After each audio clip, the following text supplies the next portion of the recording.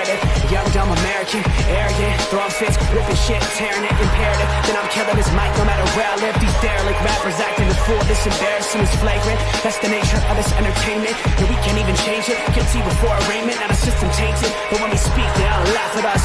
And y'all wonder why I'm lacking trust. Try to fight a giant with attorneys that can back them up. That church versus science, both sides start acting up. I'm late on my assignment, hopping up a mile high, climbing, obviously never silent. New alignment, I'm defiant, cannot describe it. Used to describe it as a young graffiti artist. Before the beard, I always got carded. Hit every bar, even though my bar's been the hardest. The scars on my face, and I ain't always been the smartest. But I'll show you where my heart is.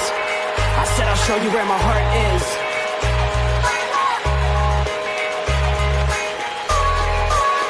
I can show you where my heart's at. See it on my sleeve. Even if the beat stops, my soul will not leave. If I never stood tall, nobody will ever see. I can show you where my heart's at. See it on my sleeve. I can show you where my heart's at. See it on my sleeve. Even if the beat stops, my soul will not leave. If I never stood tall, nobody will ever see. I can show you where my heart's at. See it on my sleeve. I can show you where my... The type of guy that would ride with the breeze. I'm higher than most people. I'm cold and icicle freeze. I'm liking to Mike Tyson. I'm a bison, a beast. I'm hot like Jamaica, like right by the beach. My pops is from a spot where they're fighting for peace. 8 years old out there watching people fight in the streets. All these sirens only make the violence increase. Yeah, we're still not loving police.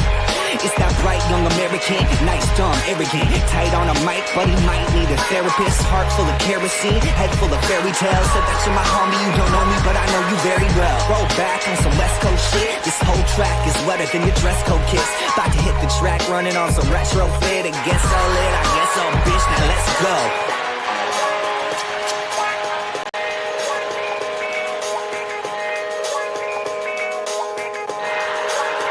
I can show you where my heart's at. See it on my sleeve. Even if the beat stops, my soul will not leave. If I never stood tall, nobody... Ladies and gentlemen, It's Tuesday! hanging with the fellas, little sports nonsense and whiskey. Back for the people, giving you our takes. How we doing tonight, fellas? Pinky, Robert, cheers. Boys. Cheers, gentlemen. We are christening a glorious gift from my nieces and nephews because they appreciate their uncle for Valentine's. A Stormtrooper whiskey decanter and glass, so I am drinking very in high spirits and just in love. So I feel appreciated by my people. Nice. It's nice. It's a good feeling. That is always nice to be appreciated. Hey, they asked, like, do you want something for Valentine's? And I'm like, I don't really ask for anything. So, like, if you feel like it, go for it. But I've got the kids something. And then I show up and they got me a coolest gift ever. Yeah, nice. That is that is awesome. And it came with exclusive tin cup from my brother-in-law. So that was super exciting, too. So can't complain about that. Can't go wrong there, it sounds like. Nope. It was a good weekend. Captain America, saw it twice. I know we'll get into that, but overall, life is good. Yeah, life buddy. is a good thing. All right. Well, Caleb, you just went on a journey. Yeah, you had a whole family, and you're back in your normal cadence there, sir. You want a little Caleb story time, Pinky? Oh, gee, God. Tell us something, yeah. Story time. Let's go, homie. Was on vacation for my sister's wedding, and everything went great. Smooth weekend, no hiccups, no big issues. Wedding was beautiful, great ceremony. Reception was awesome. This cool little history museum. My sister's a history teacher, so it was right up her alley and fit in there. Outdoor venue, and the weather was beautiful, so everything worked out. They wanted to go. They're not doing a honeymoon because she's a teacher, so she didn't want to take time off during the school year in the middle of a semester to do a honeymoon. So they're going to do it when she has time off during the summer. And so they just wanted as many people as were able to or willing to come out with them after and go to Mill Street, downtown Tempe. Now, anybody that knows Tempe knows that that's the epicenter of maybe college. Let's go. With ASU there. So Mill Street is the main drag for ASU. It's the main strip where all the bars, restaurants. Robert, have you been down there? Clubs, everything are. No. Dude, you'd break your neck down there. Let me tell you. we stayed at a hotel like 2 blocks off of Mill Street for the night so that we didn't have to drive or Uber an hour back to my parents' house or anything like that. And as we're walking around, I start paying more attention to the people that are out and about. And then we get into the first bar and we get some shots, we get a drink, we're all hanging out kind of with the wedding party and people who are there. And then I start looking around a little bit closer and realize outside of the people we're hanging out with, everyone else is literally half our age. That's how I feel at work every day, Caleb. That's how I feel every day. I was like, huh. Yep, that's yeah, okay. That's where we're at now. Cause I was like, there's no way you're older than 24. Like that's max right now from everyone in here that I see. This is crazy. That's all right. Probably double your age. That's all right. We stayed out. We went to this cool dueling piano bar. But unlike the one in Denver where it's like a stage and there's just a bunch of like seats on the floor around it, this one was like a stadium. So you go downstairs. So you're already going underground to get to this bar. And then there's 3 flights within the bar that all go down and have seating within them with bars and chairs and stuff, or tables and chairs and stuff. And then the dueling pianos and the live band are at the very bottom of that. And so it's like they're in a natural concert venue, just on a smaller scale within this bar. So that one was really cool. That one, the crowd was a little bit older. So that was nice. But it was cool, live music. They're doing some karaoke with the dual pianos and stuff. Stayed out even later than we thought we would, and woke up the next morning to go take care of children. So, but the half my age thing, yeah, it was. That's when I kind of told a couple people, and the next thing I know, everybody's like, "We're going to this other bar." And I was like, "Thank God." I hope this one's slightly more age appropriate. I like kicking it with people that are way younger than me. Keeps me young. I can still hang. There were no issues. The first one was like a pool hall, so it was still a cool place. But it was funny. I mean, we were out Saturday after Valentine's Day, so like middle of the semester, Saturday after Valentine's Day. Of course, the place is going to be jumping and everybody's going to be out. So let's just take it for what it is, Caleb. We don't like to acknowledge it, but you're old now. It's okay. I mean, relatively speaking, I'm in the middle of old and young. I don't quite fit into either demographic. Your midlife crisis is coming soon, bro. I was about to say, Caleb, it's not worried about a midlife crisis because I'm always going to be this kid who has to take care of adult responsibilities. Like I accepted that a long time ago. I'm Peter Pan or whatever. I don't care. I mean, I am the most grown-up child you'll ever meet. Yeah, I'm just gonna do the things I always enjoy, and if that people think is an adult, I don't really this care. was the highlight of my weekend. Was this popcorn bucket? This is the highlight of my weekend. Nerd. I'm a champ right now. Yeah. So champs handle Dude, business. I'm seriously like considering like coming over and just like walking into your house. Stand on my own too. Just taking care of things around here. Hey, I will say, remember, I let you into the house. I don't know if you know the codes, but I know the codes, so I know how to get the belt. So Caleb and I can just be on an exchange basis here, which, Caleb, now that I think about this might be a thing. I need that belt back. I need it. Might have to change those codes. I won't show up with unannounced. I will be like, hey, Caleb, can we make this happen? And then we go from there. All right. Well, we do have. I'm just saying. We do have a special guest coming on tonight. I don't know if I want to keep him in the waiting room too long. He might drink too many Coors Lights when he's sitting in the, when he's not actually talking, he's just drinking. So, we better bring our boy. Greg's a pretty good guy. Yeah. What up, fellas? In the house. Greg. Cheers. I actually have a couple beers just for you. I know they're not Coors Light, but I brought a couple beers just for you, Greg. You went high life on There you go. I'll have to one-up you and go the Heineken route, but that's okay. It's a fine Pilsner. Wait, Hang on a second here. Yeah, that doesn't In line what up there. world is Heineken one-upping somebody on a High Life? I mean, it Coors Light and Miller Lite are caramel water compared to that shit. So let's be real. See, Robert was young and impressionable at the time that the movie Swordfish came out, and so he thought that was the coolest beer in existence. And No, more like I went to live in Europe and had good beer experiences, and now I drink the beer here, and we I'm see just him sad tomorrow, because it's just just rocking water. that sweet Travolta Soul Patch. Just Although that is a fantastic movie, though, and one I haven't seen in a It is very a good long movie. time. solid. So Solid. that might have to get added into the watch list here pretty soon. That was that's a great callback from Greg. 'Cause Halle yes, that Berry is had a her good prime. movie. Oh, Ooh, Halle Berry. Yeah, Halle Berry was fine. fantastic. Let's see. It's been a little bit since we had you on, Greg. We got to catch up on a few things. Tell me about your Super Bowl experience. How'd you feel? What'd you think? oh, I mean, I had a wonderful time not watching a single second of any of it because, Oh, I mean, okay. I hate the Chiefs and I don't like the Eagles. I was hoping the Eagles would win, but I didn't want to enjoy any part of it, so I didn't watch a single minute. It was fantastic. Craig was not part of the 183.2 million. No. Okay.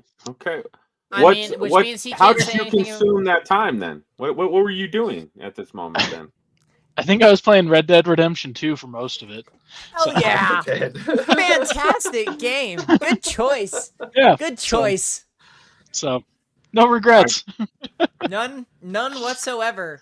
I think probably some that- worse things you could have been doing I at don't that think time, I ever so cried so solid. much in a game when I got to the end as that one did. That Oh, really, yeah. that messed me up. That is on top 10 lists of best games of all time. So One of my absolutely. favorites. And I just replay it anytime I want to relax. So yeah, no, good game. Good game. Never played it. You're I have missing not out, played Caleb. it myself. That's a- I just know that's it's a- really good. It's better than most games that even come out today, honestly. And that's coming from a religious game player. Like, there is no Right. experience like Red Dead. If you get the opportunity, set some time aside and get into it because you won't regret it. So you did say you were hoping the Eagles would win. So that obviously happened, Mhm. which is good. Let me ask you. I know we've kind of talked about it a little bit. Does this Super Bowl, in any way, shape, or form, tarnish Mahomes' legacy or the Chiefs' dynasty? I mean, yeah. Thankfully, that's the point of wanting the Eagles to win. Is we can forget about him being in any GOAT conversations or any crap like that. Like, no, I mean, they were a crappy team that it was pure like luck and well-timed ref flags that got them there in the first place. Like they should have been so much worse this whole season. They never should have been even close to the Super Bowl, and I'm glad that they got exposed as being completely inferior to a really well-built football team this year. Like, They were that was, so sad. that was on great. the sideline. They were. Oh, that was crying. beautiful. It I was loved it. wonderful. I mean, just fantastic. I loved it. Love that. So, yeah. I love that. I'm petty as hell. I mean, obviously they crushed my 49ers last year, so I've got some anger towards the Chiefs, and I'm happy to see them sad. Good. I good love deal. that. I love I that. appreciate the honesty. That's for Yeah, sure. there's zero objectivity going on here. I just hate the Chiefs. Epic. That's I love broken it. your heart I love multiple it. times. I could understand that. Yeah. Okay. I wasn't expecting that. I've seen there's been a lot of talk of that since the game. I don't think it tarnishes the Chiefs dynasty, and I don't really think it'll tarnish Mahomes overall. But it is going to, like, he's now been blown out in 2. Tom Brady never blown out in any Super Bowls. He lost 3, but they were one-score He was games. blown out in that Eagles Super Bowl. People He don't was want to. not. Dude, the Eagles took their foot off the gas at That the was end a of that one Super score. Bowl. That's a one-score game, and he threw for 500 yards. Are you serious? It was Get outta here, bro. Wasn't it like 38-20 or like 18 or No. something, 17 at one No, point? that was a literal one-score game. The Eagles sealed it with Brandon Graham making him fumble, and that sealed the game. Oh, I do not remember that way. All right, well, I remember. I it was just a want to back and clarify forth. something real quick, though. Are we really calling 3 Super Bowls in 5 years a dynasty? 5 Ooh. in 6 years. They went to 5 in 6 years, and the only reason why they didn't go to 6. Went to? I'm talking about wins. Who cares how many went to? Did the Bills have a dynasty in the 90s? They did. No. No one No. refers to the 90s as a Bills dynasty. No. But wait, hang on now. Like, whoa. Oh man, we Hang started on, something. like, let's not start comparing the Bills and the Chiefs because, first of all, one's a dynasty and one's not. Now, you could say you wouldn't classify it as a dynasty yet because they need at least, 1 or 2 more within a decade, if you will, and that's what you want to see, more extended. I'm okay with that. Micro dynasty, I'm good with that too. But the Bills never won one. The Chiefs do have 3 and 5. I'm not saying they're on the same level. I was making an extreme point to counter Pinky's assertion that appearances are somehow part of a dynasty. Going to 5 and 6, winning 3 and 5. Going to I think 6 straight. I'd be 7 fine straight if AFC Championship games.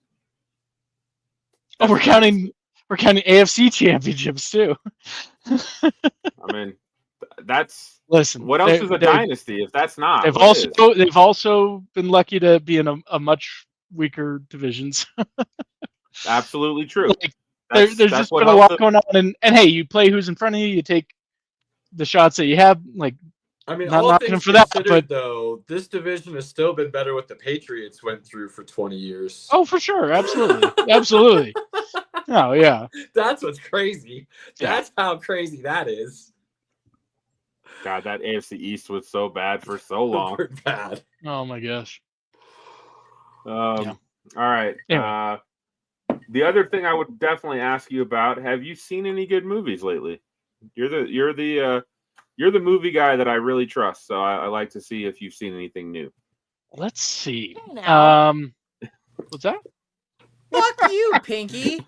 Robert got offended. He caught that. I see about as many. I see these same movies as you, asshole, and probably see them more than likely before you do. Fuck you. I'm like, is Robert listening right now? Did he hear this? I absolutely heard him. Fuck you, motherfucker. Okay. I should just kick you out right now, and we'll just have Greg, Caleb, and I get the hell out of here. I think the last one that I saw that I've really been recommending to a lot of folks was Late Night with the Devil. Mm. It was on, I think it's on Netflix or it's on one of the streamers, but I just threw it on a whim and it was awesome. It's a, scary movie, possession movie, a little bit of found footage to it, but it took me totally by surprise. I thought it was an awesome movie. David Dasmalchian, he's been one of my dark horse celebrity guys because he's got a great comic series. He was great in Suicide Squad, and I loved him in this.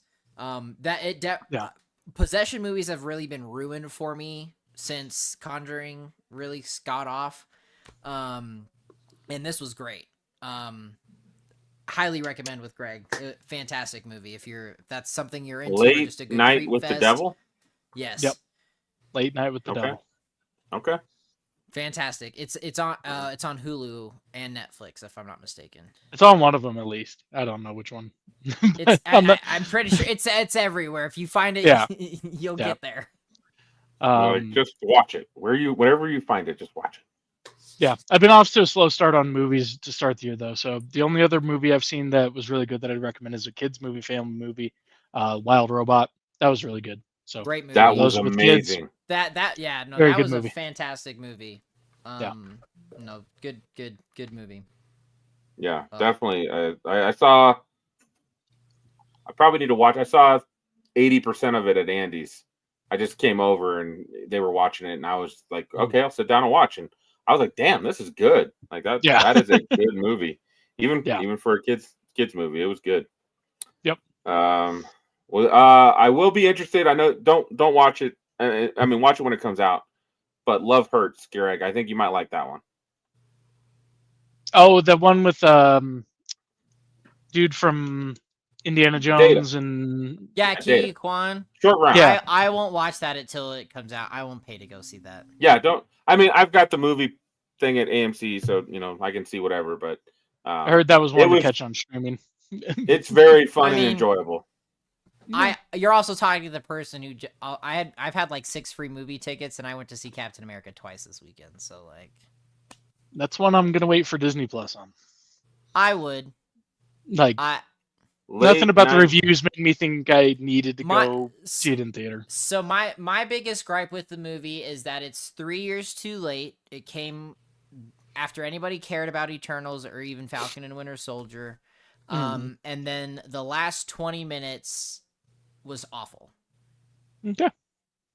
Like it So it's like most Marvel movies since Endgame. It unfortunately, Marvel has now gotten to a point where everything you see in the trailer basically is just the entire movie, and it's not enjoyable. So the last 20 minutes you've already seen, and it was really disappointing. And again, this at least somewhat furthered the universe in some way than others did, but no, it's a solid 7.5 out of 10 for me. It was a great sequel to the Hulk that was, again, 2 decades too late.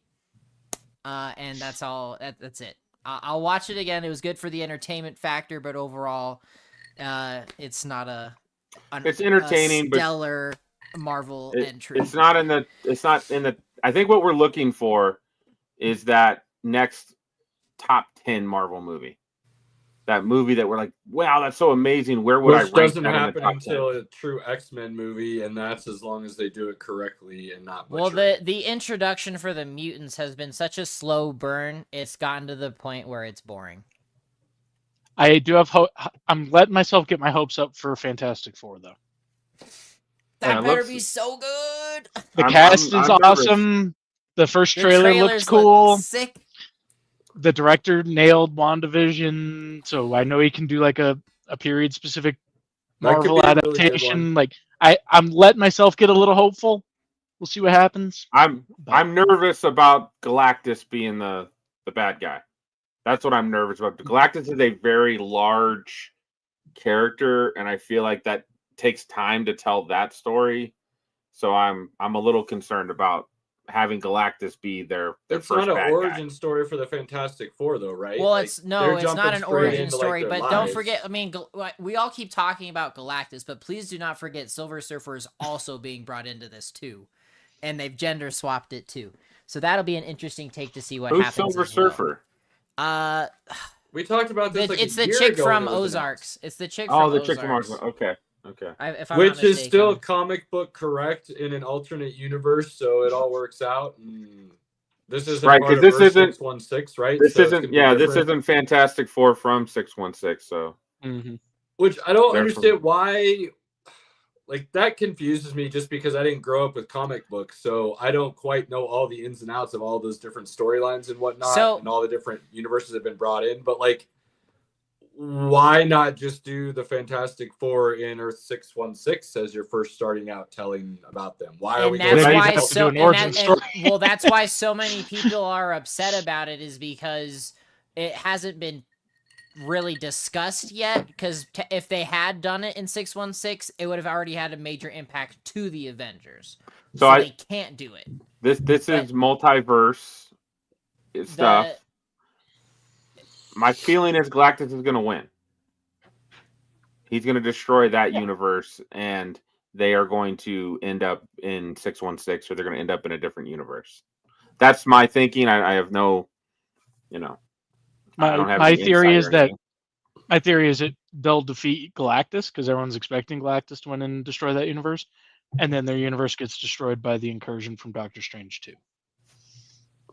So tie it all together. But they're in the 60s in this movie, where Right, but an incursion is just from a different dimension. So Yeah. I don't know. I'm not smart enough. Yeah, to know see, all that's this the other stuff. thing. Like, I got you, I Greg. took- It's okay. I took that dimension as just, it's what it looks like. It looks like the 60s. I didn't take it as it was in the 60s. So I guess that's another thing that's like, is it Yeah. past in another dimension? Is it current with a dimension that just looks like it's in that era? Like, I don't know. I guess it'll probably all be told in the story, right? Or at least you hope you get. It'll probably all be told in the second trailer. I mean, Oh, Yeah. perfect. Okay, good. Which we'll know it all by then. I have made it a point to not watch any trailers after the first one's out, because then That's what I do everything's too anymore. But like Yeah. I am on this soapbox for the rest of my life because two freaking obsessed people ruined it for everybody else. Like, that is why movie trailers have to reveal so much now, is because two people were so invested in an actress, bought a movie that her role was cut even though she was in the trailer, and then sued the hell out of the freaking entertainment industry and changed the entire structure of trailers. Wait, what? Who? What? When? That happened way after they started telling the whole story in trailers, man. when Avengers Infinity War was coming out, this was at the same time that if I remember correctly, the movie's called Yesterday, where this dude wakes up and he's the only person who remembers who the Beatles are. right. Well, in the promotions and the trailers, Ana de Armas was included in this movie. But in the final cut of the movie, her role was cut. Two women were obsessed with her and had gone on an Ana de Armas movie binge. Bought this movie under the pretense from the trailer she was in this. But because she wasn't, they considered it false advertising and sued the hell out of the entertainment industry because of misleading and false advertising. And since then, movie trailers now have to include actual footage from the final cut of the movie for promotional purposes. So, Okay, well, two things here. Wait, hold on. Two things. At least from somebody who knew nothing about this, and hearing this story for the first time, that stick out to me really big. First of all, goddamn our judicial system. They should have just gotten their money back for the movie, and we should have moved the fuck on. Like, that's ridiculous. Okay? Yes. Second off, I don't see how that correlates to telling the whole movie in a trailer when you could just show some B-level footage from the movie that doesn't have anything to do with really telling the story, which would still be actual footage from said final cut, and you wouldn't tell anything. So that is a complete story. That's a money grab by Hollywood to show you all of this main stuff that's going to force you into the theater, and then they don't care if you've seen it once or twice already. Again, so one of the big arguments for this from a comic book standpoint from Infinity War, because this again was at the same time, is if you go back and watch all of the promotional trailers, the Incredible Hulk is included in this, which we all now know the Hulk was like, I'm not doing shit, and it was all Bruce Banner. So in the final act of Infinity War, when they're showing in the trailers, the Hulk is there going in Wakanda with everybody. That never happens. So you have the Hulkbuster. Correct. Couple things, real quick. Again, that's Robert, a big, yeah. Real quick. I'm sorry, but you're completely wrong about all of this. So the lawsuit was brought in 2022. Infinity War came out in 2018, and they've been showing the full plot of movies in trailers for 20 years, man. Well, no, absolutely. Well, but some of the uncut footage. So you're wrong on all parts of it. This is what changed it fully, though, because they were still giving away some quote unquote scenes that never happened. Right, but now, again, from that lawsuit, they have to give away actual final. They don't have to. There's no legal precedent. There's nothing making them. Drinking a cup of tea. They just want standing in the corner of some restaurant as the highlight footage that they're releasing. Look, they don't have to show anything from the main storyline if they don't want to. Right. If you're saying it just has to be from the final cut of the movie, you could show. And that's what they did with Deadpool. That's what they did with Deadpool. Mostly, that's what they did mostly with Deadpool and Wolverine. It's just a money grab, promoting type of stylistic choice, if you will, that they've chosen to go with, and it's a bad one, but that's what they're doing right now. Captain America would have probably been a better movie in my mind if the trailer didn't have Red Hulk show up in the trailer. Now I know why they did that, because they're like, it's Captain America, but it's not really Captain America. It's Falcon who's been given the shield, so he's kind of Captain America. Yeah, but that's the problem, Pinky. What sells what sells more long term? The cash and grab up front with the big fireworks show, or the word of mouth from people passing along expectations and realities and aha surprise moments? That's the thing. If you were willing to go ahead and do word of mouth, you would have more staying power and a bigger revenue at the end, but it would take a little bit longer. And it seems like that's the exact opposite of the culture they're trying to continue to create. Like for Fantastic Four, like they didn't need to show the shadow of Galactus. Like they didn't need to go there. And again, if you We've don't already show shown too much. that, so and I get what Robert's saying. If you Is show the lawsuit someone, basically who's- implied that they have to change the marketing aspect? yeah, just show what not is through the actually in the final cut. It's fine. But movie trailers for a long time have been giving away, really big. No, they absolutely have, but it's now led Pieces. the studios Okay. to have to Okay. include things that actually happen instead of falsifying things, and that's the big change. Here's the real deal, though. That's not Galactus. It's an Imperial Star Cruiser. It's just a funky shadow being Totally. cast of the, Absolutely, Star the Wars and tower and Marvel everything. hitting it up.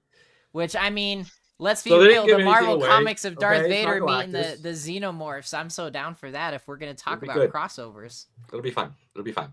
Don't worry about it. Moving along. Moving along. All right. Well, let's chat some NBA. Well, hockey real quick. Let's talk hockey real quick.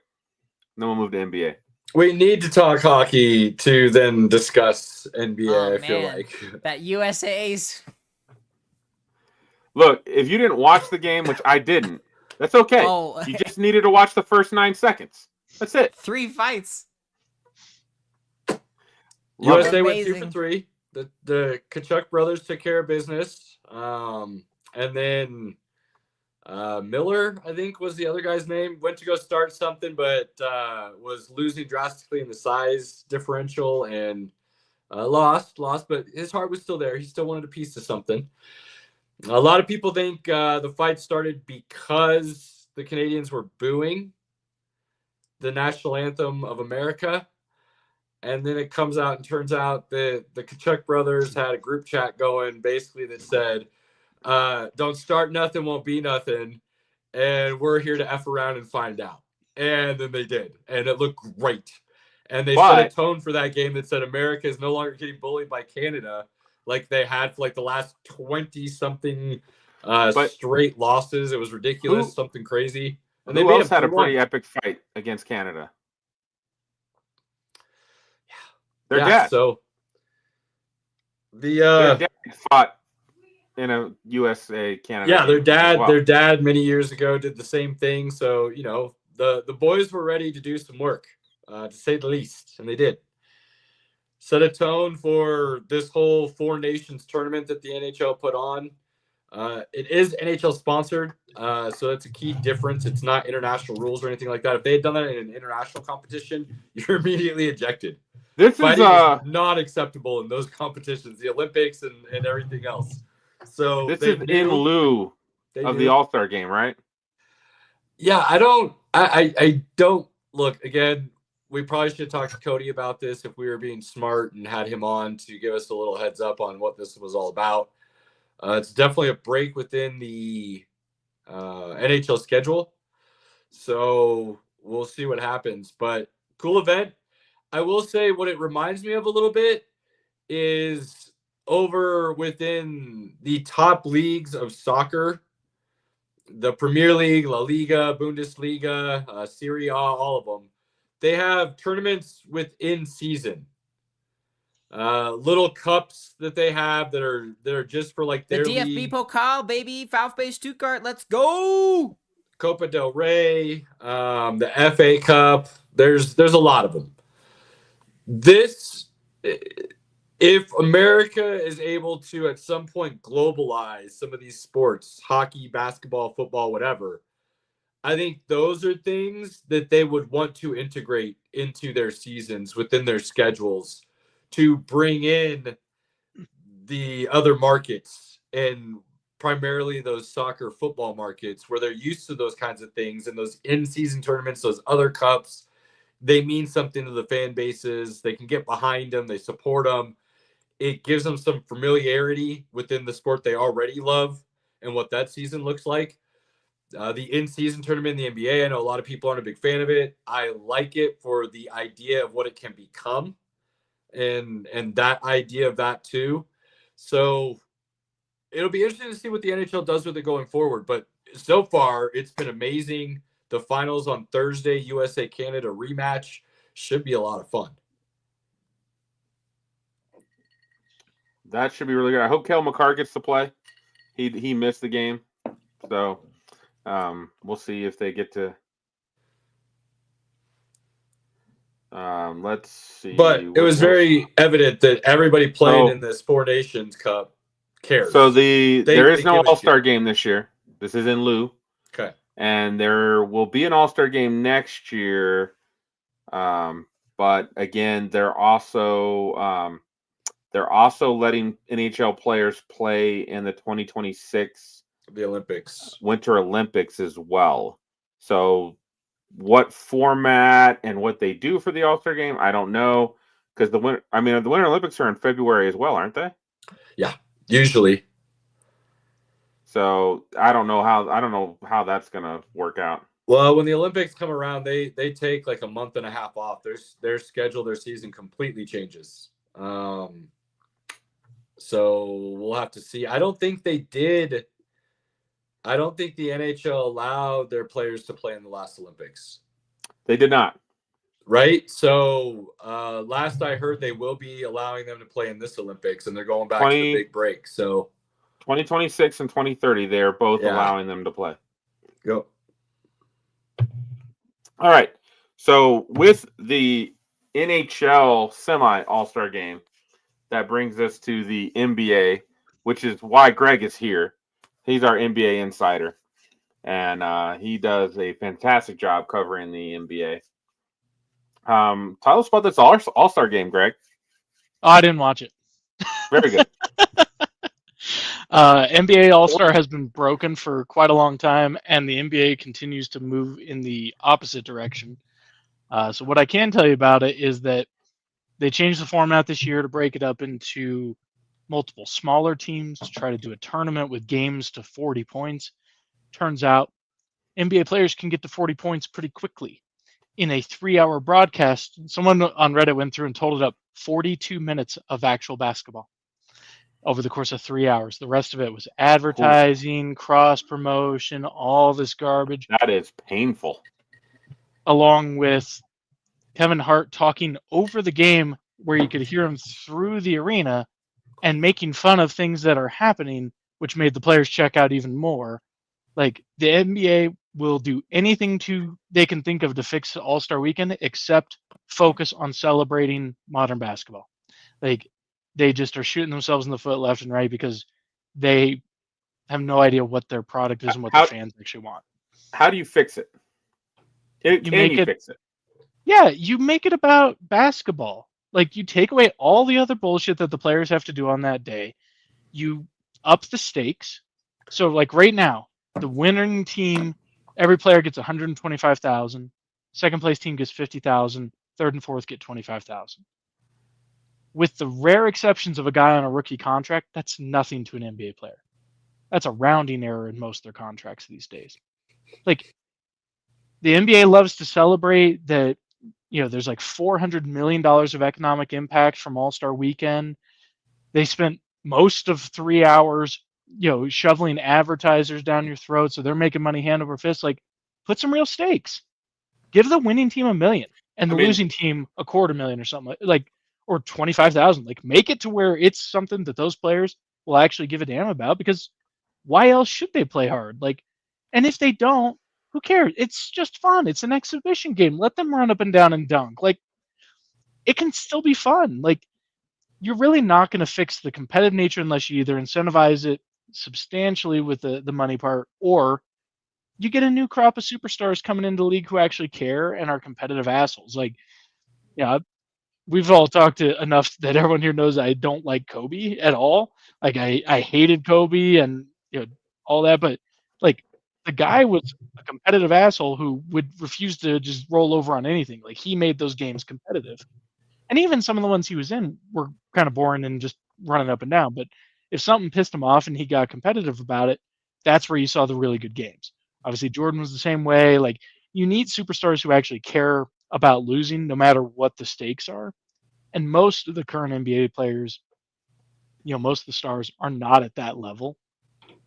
That is really going to be the biggest thing, is someone eventually will come into the league who does care about it enough. But until that happens, the other thing that the players care about is the dollar signs. Like, make it worth their while. Like, the NBA can afford it. I know you didn't watch it, but I know you probably heard about it. What are your thoughts about LeBron? Oh, total dick for move. the All-Star game. Complete dick move. I mean, he shows up. He doesn't even show up to the picture in the uniform. Like, shows up in street clothes for the photo. Like, the guy, I mean, he's 40 years old. No one's going to care if he says, like, hey, I am banged up. I need this day off. Like, I'm not going to play. Fine. Everyone would understand. Advertisers would be pissed. But again, who gives a shit? That's not who you're trying to actually appease, even though that's where the NBA's whole focus is. If he had ducked out a couple days earlier, you could have gotten someone else who did want to play. And there were multiple guys who were deserving, because the NBA also refuses to expand roster sizes. And, like, he sat out, and then Anthony Edwards did the same thing. But he got less flack, but he actually did it even dirtier. Like, he didn't say anything. He just sat. He was listed as a DNP in the game. I think Anthony Edwards wants no part of playing in the game because it's not competitive. Mm-hmm. But he doesn't have the cachet, if you will, right now to say or do anything about it. Let's call a spade a spade. The reason the game is where it is right now is because of the current generation that are the greats that are phasing out here soon. Yeah, LeBron, KD, Steph, and LeBron's the biggest one. Mm-hmm. And I don't care what anybody who says. I heard Nick Wright talking about he's given more to the All-Star game than anybody in the history just because he's made so many. But he hasn't participated in a meaningful way in any of the games as far as I can remember. Mm-hmm. I'm sure there were a few when Kobe was still around towards the end of Kobe's career where they were still playing a little bit of basketball. But once LeBron became the guy, the game was done. Because he didn't want to do anything that could make him look bad. He didn't want to lose in any of those exhibitions. Mm-hmm. And again, same for what it was. The only reason you don't compete in the slam dunk contest your entire career is because you're scared to lose. I mean, that's it.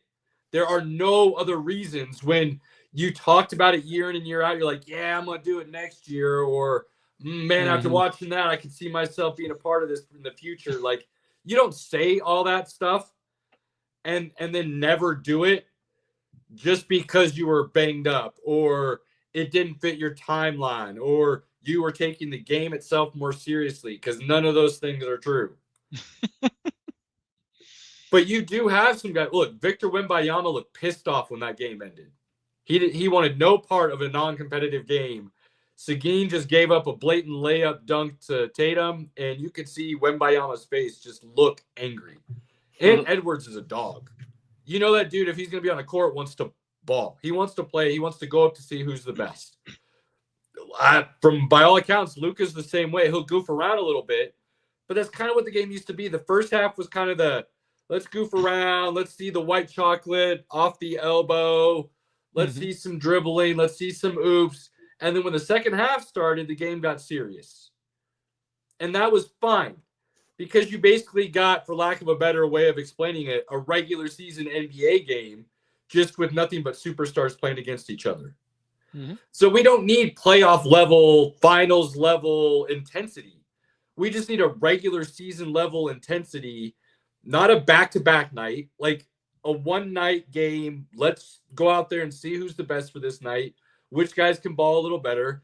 If you want to make it a little bit of a circus first half, play in the second half, I'd be totally good with that. KD coming out with his comments made it all even worse because he basically blamed the fans for not wanting to watch it like it's our problem. And this is a dude who's notorious for his whole career saying, I just want to hoop. Doesn't look like it when you're given the opportunity. So that's a problem, right? So the money, I would like to think if you throw up $1 million, that's enough for them to take it seriously. I don't know. But it would be nice to get what I'm hoping for is what you said at the end there, Greg, is that new generation that comes in and gives a shit. I think Jokic doesn't like being a part of it because nobody takes it seriously. I think he wants to go out there and truly play an all-star game with the best and see what he can do with his skill set with those players and bounce ideas off of them and see what other opportunities he could have and spacing and vision and things of that nature, creativity, if you will. He's already said, I'm not made for this game. Because all it was is oops and dunks, right? Or shooting from 50 feet. Like, he wants no part of that. That's boring as hell to him. He wants to play a game against talent, that chess match kind of. And that's what that second half of the game really used to be about. And it's not anymore, obviously. You said something else, Greg, that I think is absolutely true. Why is it not 15? The roster size minimum should be 15 dudes.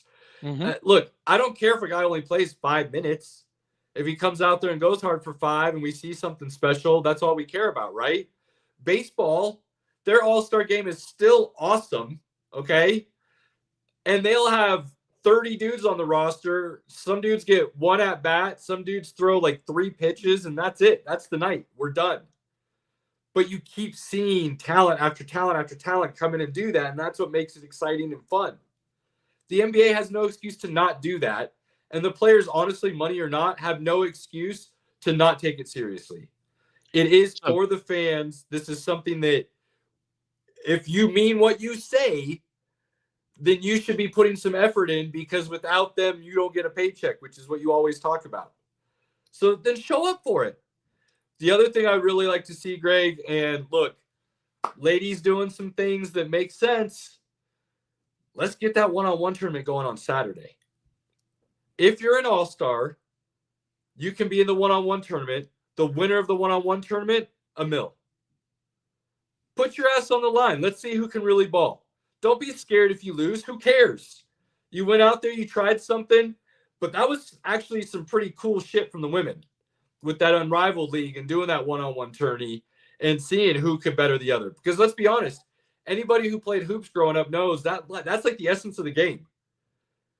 Me and my buddy are going out to one hoop, and we're going to play one-on-one, first to 11, win by 2, 2-pointers and 1-pointers, right? Like that's the old school way to play ball. I think you'd have a lot of guys like LeBron just ducking that shit. But that's fine. That's the point, though. Let them duck it. Let's see who the real dogs are. Let's see who actually cares. Anthony Edwards would be all about that, if you're, in my opinion. Like, could you imagine him not wanting to be a part of that? I can't. I can, because it would require him to play defense. Oof, I still think that you put up like $1 million, you get again, all-stars in that or something. That would be fun, and you get rid of skills competition. It would be fun. Yeah. Here's the other thing I'll say. You have the 3-point, the one-on-one, and the dunk contest. And the dunk contest, we got to get rid of this guys who, if it's not going to be the best dunkers and the high flyers in the actual league and true all-stars, then just get rid of it.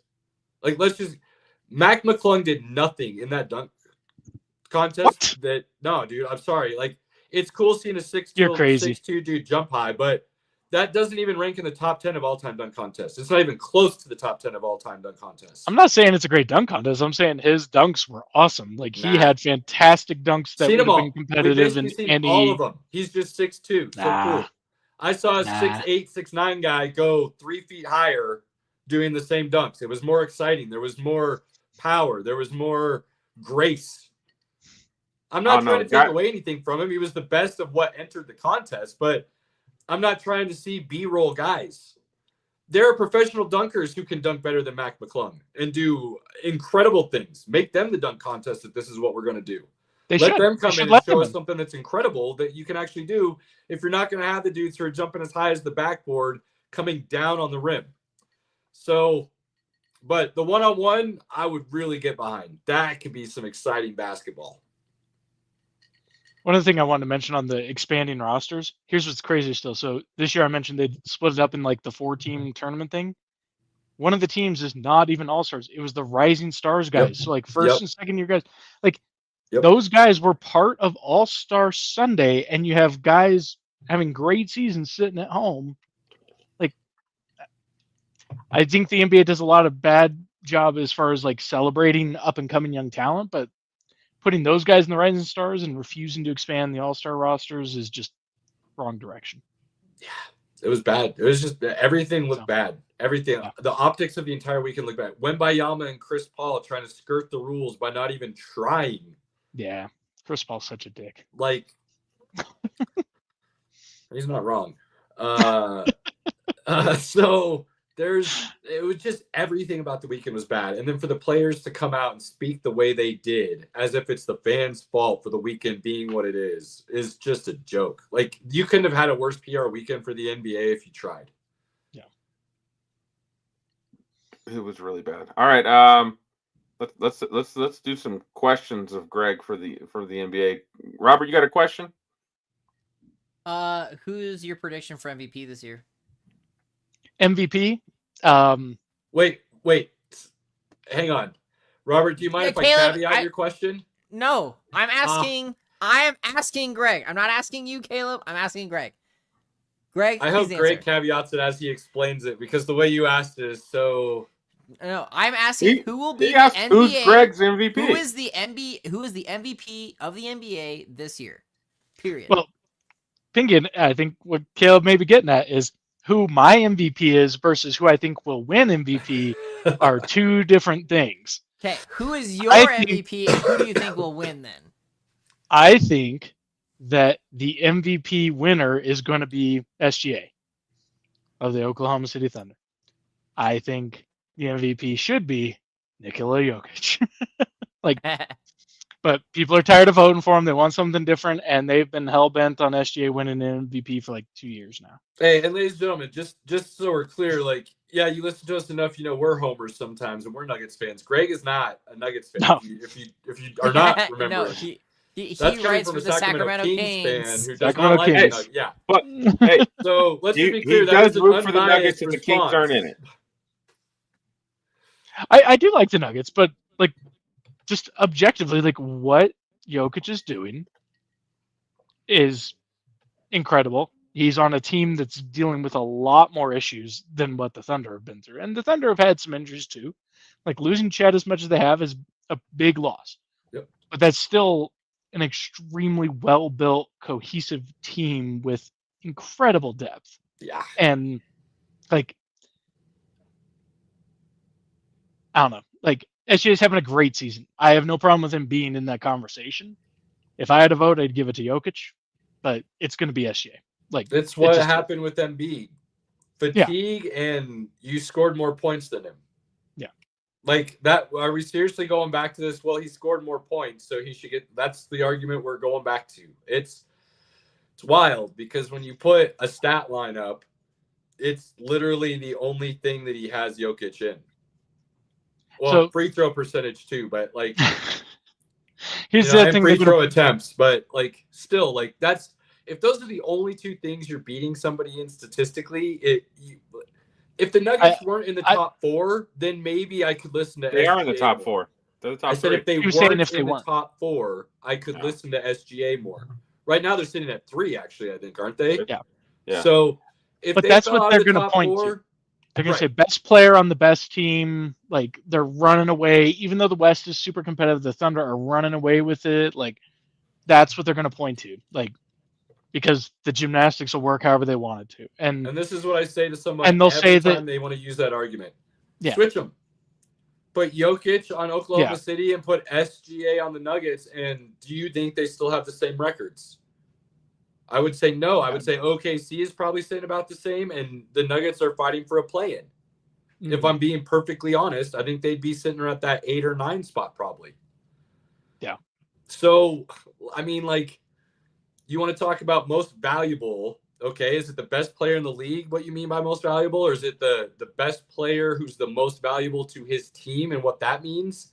Like, it's hard to find an argument, as much as I love SGA in his game, to where those words work in SGA's favor, no matter what people are trying to use to play that argument. So, I mean, it's tough. It's tough. There's a lot of good guys, and it's one of those things where, Jordan probably should have won a whole lot more than he did, and LeBron should have a few more, and so You know, they It's like just to how spread it it works. around, and Yeah. people really don't want Jokic to have 3 in a row. Like, that is the ultimate thing, is because then they're gonna have to recognize him with the birds and the things of that nature of upper echelon. You know, there's people who still don't want anything to do with him being top 20 all-time conversation. Mm-hmm. You do 3 in a row with a championship and things of that nature, 4 and 5 year kind of thing. Now you start talking about top 10 all time, not just top 20. Now the conversation has to change for him again, and they don't want to hear it. They already don't like talking about his statistical numbers and things of that nature. So, and I can understand that because there's so much talent in the NBA. It is kind of hard to put a measure on who's the most valuable to their team.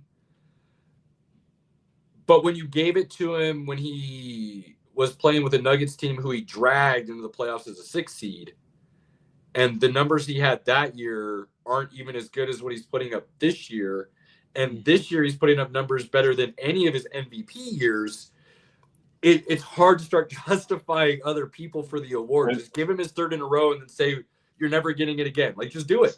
Just do it. Be done with it. So- Otherwise, you're going to have this conversation probably for the next 4 years. If he wants to play that long, I think he'd be playing at this level for the next 4 because he takes care of his body enough to play the game he plays.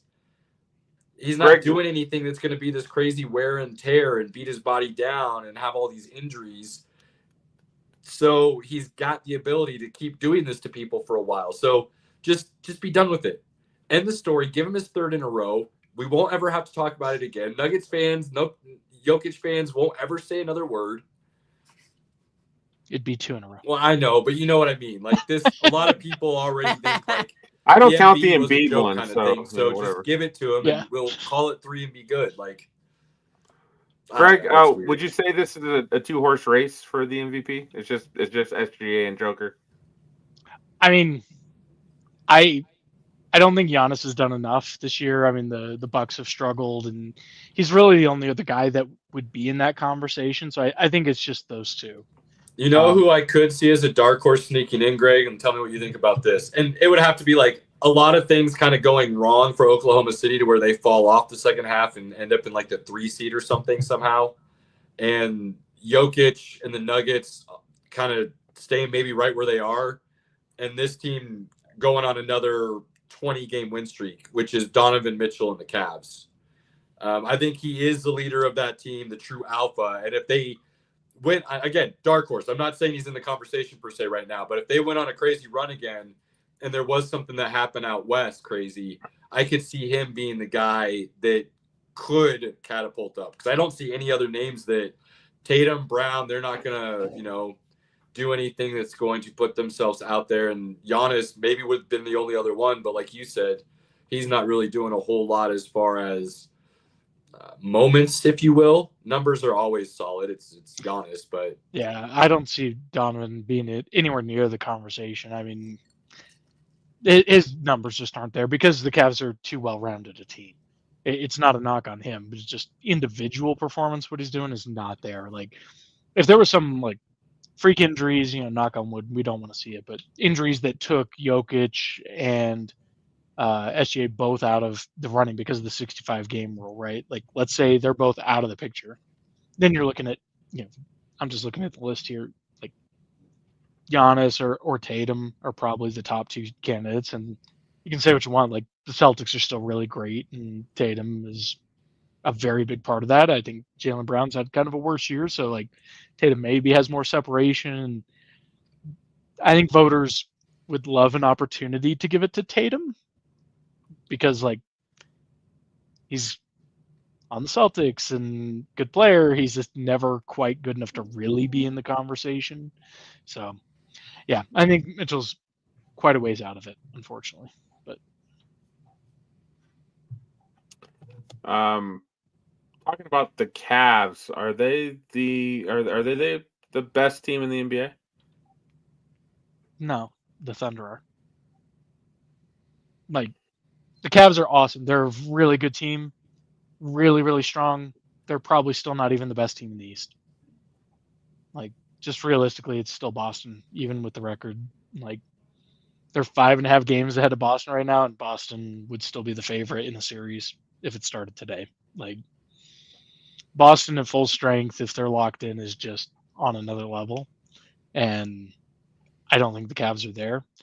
They're really good. They're really deep. They're really well constructed, but I don't know. I mean, I liked what they did at the trade deadline. That DeAndre Hunter pickup and swapping DeAndre him out Hunter, for that was a nice little for it's a Karis really LeVert good swapping move. that out. That was a sneaky little good pickup. Really good move. I don't know that it's enough. And really, it comes down to both the Celtics and the Cavs are both really deep, well-constructed teams. And so at the end of the day, in a series, it normally comes down to who has the best player or the best one or two players. And I think like Bless the top, you, Robert. I think like the top three guys Thank you. on Boston are still better than the top three guys on Cleveland. What would you say? Because I feel like that series, as I don't know if it sounds crazy per se, but maybe not some most people would think about. Porzingis' health, I think, would be the key factor. I think if he doesn't play, I would give an edge to Cleveland in that series if he wasn't going, just because of what they lose in the starting five from him that they then have to fill in from that bench. It then takes away from that depth. And then they don't necessarily have the matchup to go with the Jarrett Allens and the Mobleys down low on the same level. And I'm not saying it would be a huge swing for Cleveland by any means. I think it would just tip the scales in their favor a little bit. Sure. I mean, when I talk And about him being out who'd last year in the playoffs, I think makes that a scary, realistic possibility for Boston still that they have to deal with. Sure, there's definitely the injury risk with Porzingis. That's a big factor because if he's not there, it changes Boston a lot, and it is a real concern. But at the same time, I'm still assuming health right now. Like there's nothing Of going course, on where we always know do. he's out. Always do. I was just saying, like you said, that series, they're almost identical teams. Like Cavs were specifically built to go against and beat Boston in a very similar, identical way. They just don't quite have the same experience, talent level, maybe across the board, like you're saying, from top to bottom that Boston has. And so when I'm looking at it, I go, well, where do you see Cleveland being able to tip that scale? I don't being able to see the win the series unless there's a major situation like that happening. It's just unfortunate that a Porzingis injury it's almost a coin flip, especially as you get into that part of the season, just based on his past. Sure. And that's I think the only thing Boston has to worry about right now, as I see going into the second half of the season. Denver could get right and give them a run possibly, but they would have to be playing on all cylinders perfectly with Russ, a key component, not turning the ball over and everything that's been going so great lately. SGA and OKC could easily beat them, but they still don't quite have the same experience level. And you get to the finals, those things have proven to matter. Yeah. Cleveland, we could see maybe, but that would be an upset still. So Boston, like you said, they're the favorite. And to me, the only thing I see that they should be worried about is if they have an injury to one of those starting five, specifically a Porzingis or Brown Tatum. Any of those three win, they could have a lot of issues. As much as I love Holiday, I think the depth they have and the way the guys still play defense on the perimeter with Tatum and Brown, Pritchard can come in and do some of that, and White, obviously. They could make up for a loss of Holiday way easier than anybody else. Oh, yeah. Yeah, their guard and wing depth is a lot better than their big depth. I mean, Horford is a really nice luxury as big depth, but outside him, they don't have a lot of bigs. It's Porzingis, Horford, not a whole lot beyond that. As much as I love Neemias Queta, like, not someone you want to rely on for rotation minutes in the playoffs. Who was the big fella they had a while ago? I'm trying to blank on his name. That looked like he was going to be something, but then just injuries. Knees went out, like number 55, like a Williams or something like that. Robert Williams. He's with Portland now. Yeah, Time Lord. Yeah, man. That just, again, another big who just can't stay on the court and enough to truly see his talent develop in a way that matters. It feels like. Am I off on that one? You think, or no? I mean, when he plays, he's fantastic, but he's going to play 50% or less of his games every year, and so I mean, fantastic player when he's healthy. But tough, man. You get that size and that, especially the way the game's played now, at the pace it's played and the amount of movement you are forced to do, it's going to wear on anybody's body, specifically that kind of size of body. Yeah. What other NBA questions you guys got? I got tons. Who's the worst team in the NBA? Without a doubt. Ooh. The Sacramento Kings. No. Damn. I did not have that on my bingo card. No, but that happened. That just occurred, and it's recorded. No, in actuality, right now it's the Washington Wizards. But if we're talking about like ownership groups and all that, the Kings will give them a run for their money. No, the Wizards right now are truly dreadful. It's pretty bad. Like, well, is there any hope for the Washington Wizards? Yeah, I mean it's capture the flag right now. I mean that's what everyone's going for. You tear down and Let's be honest. The NBA is not going to let the lottery hit for the Washington Wizards to get Cooper Flag. That's not going to happen. That's the whole thing, is that with the modern lottery odds flattened the way they are, like being the worst team is not the lottery advantage it used to be. You really just need to be kind of bottom 5. If you're bottom 5, your odds are pretty solid. Like, I mean, the Wizards though are really. I mean, they had a strategy. They just executed it poorly over the last couple of years. I mean, they were trying to take on like expensive guys, like Kyle Kuzma and Jordan Poole, and try to get assets and then kind of rehabilitate their value, kind of following the model that the Oklahoma City Thunder did with a lot of guys. The Wizards just did it poorly, and those guys drove their value even lower. And like they are like giving away picks to get off these guys now. They also didn't project out when to acquire and have those picks and what years to have them. So like last year having the high pick and grabbing Sarr when they did, like in a draft that you probably just would rather just not even been in to begin with, right? Like, I mean, here's what I will say. The Wizards do have, I'm just kind of glancing at the roster here. Like, they have some good young guys I like, but no one that is build a team around. Like, it's young guys who could be like a good role player or a good like third good player on a good team. Like, maybe someday. Like, it's a rough roster right now. They are. How far behind them do you think the Bulls, the Nets? I mean, the Nets are miles ahead. I mean, just in terms of both current talent, assets, competent management, like the Nets are going to be major players this summer, not for free agents, but they have cleared their books and they are going to take on other teams' bad money for a price. And I agree. They're going to clean up. Started to position themselves well, but it's still a team people think of as being in a bad spot. So they're kind of sitting in an OKC right before they acquired everything position. Can they do it well? Kind of like you said, Washington just failed at. Can the Nets do it well? So I believe in them for 2 reasons. So one is they've got a good coach. They hired Jordi Fernandez away from the Kings. He was an assistant there. He's an awesome coach, and he has those guys playing their ass off. They've got a lot of young talent already that are good supporting pieces, and they play hard, and they're not a good team. They lose a lot of games, but they're fun to watch still. Yep. Like, they're competitive, interesting games. Like, Washington Wizards games are painful. They are painful to watch. Yeah. Nets games are not. They're competitive. They lose in the last couple of minutes. It's fantastic. This is exactly what you want if you're a bad team. They've also still got like good trade chips. I mean, they've got Cameron Johnson still to move. Like, they held on to him because they weren't going to take a bad deal because they've got competent ownership and leadership and not so much ownership, management, I should say. Yeah.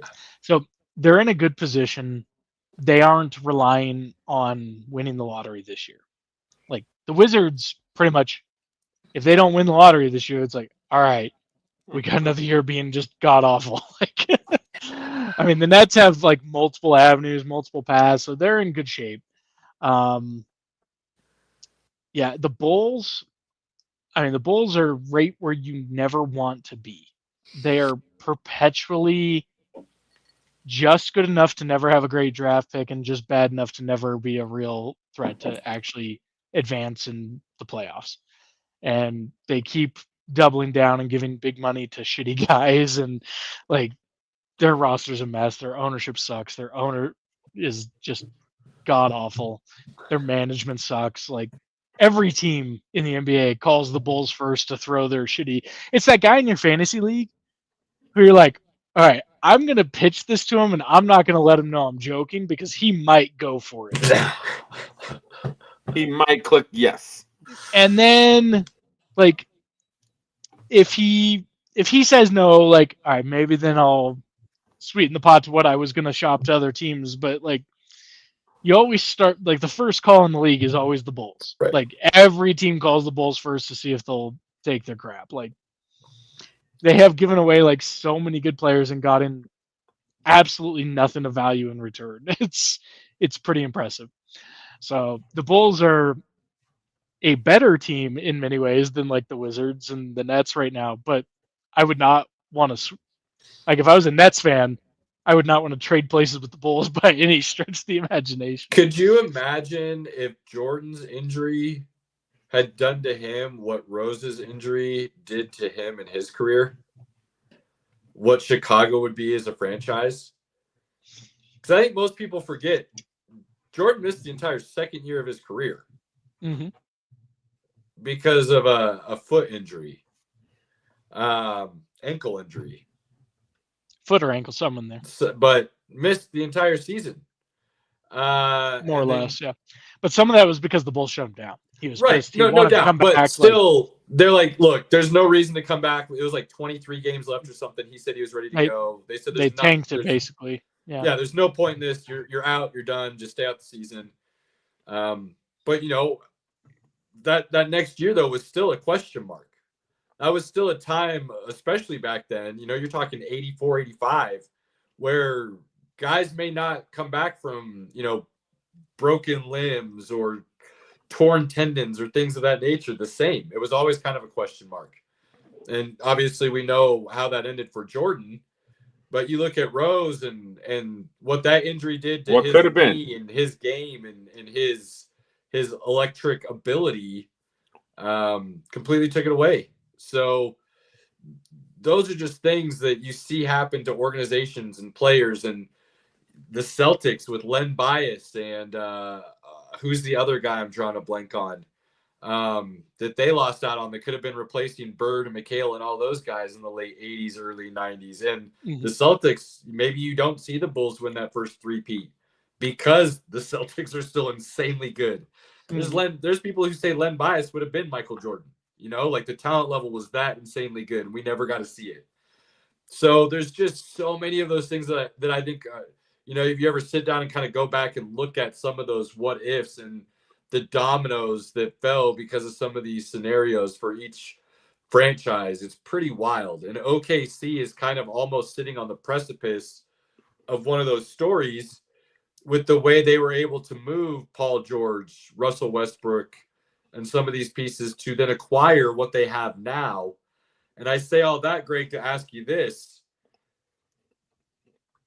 Going forward, because they still have a ton of assets, even if they don't win this year, how long and wide do you think this window is for OKC to still create a dynasty because of what they've built and where those dominoes have been able to fall for them? It's about to get trickier just because some of the big extensions for their core pieces are starting to kick in, which makes it more challenging, especially in the modern NBA salary cap with the aprons and the penalties and the limits that it puts in place. But to your point, they still have a lot of options. They've got their core pieces locked in place. They've got very, very tradable pieces. I mean, beyond just their start. So they've got a guy like Lou Dort is making like 17, 18 million a year. It's a really nice contract size to move for another another player, along with some of those draft picks, because they have a huge war chest at this point. Yeah. Isaiah Hartenstein. I mean, The guy makes $28.5 million, and he's their backup big, and he solves a big need for them right now. But if you have an opportunity to go get a big star and you need some salary matching, that's a great piece to use. That's Sure. a big salary for a useful player. It's probably not worth that much, but they had the financial flexibility to overpay, and now they can use him to match and get someone better. So they have ways to move, and they have so many draft picks. They've also got just a bunch of young guys who are still up and coming, still coming into their own, who can backfill if they need to jettison someone for salary cap reasons. So a good one, Nikola Topic. Dude was projected to maybe being the conversation as the number 1 pick this past draft. Granted, weak draft and all that, but he very likely could have been the number 1 pick. Big point guard, 19 years old, European guy. But he got hurt before the draft. And so he fell to the Thunder of all places, and they just scooped him up like, hey, we don't need you this year. We'll let you get healthy, and if you turn into something fantastic. Like they just keep stockpiling assets, both picks and players. And they've got guys that if they need to make a trade, they've got playable guys that have value, and they have tons of ways to replace them all. So it's just an annoyingly well-run team. Presti's incredible, just absolutely. He's the like Howie Roseman of the NBA. Makes Uh-huh. everybody else look like they're playing checkers and not chess. You know what I mean? Robert, you had another question for Greg. Yeah, so I was gonna ask you, Greg. What are your thoughts on the Luka and Fox trade? well, sadly, those are two separate things. They Because are, but I would have really liked it if it was Fox for Luka trade. That would have been really good for me as a Kings fan.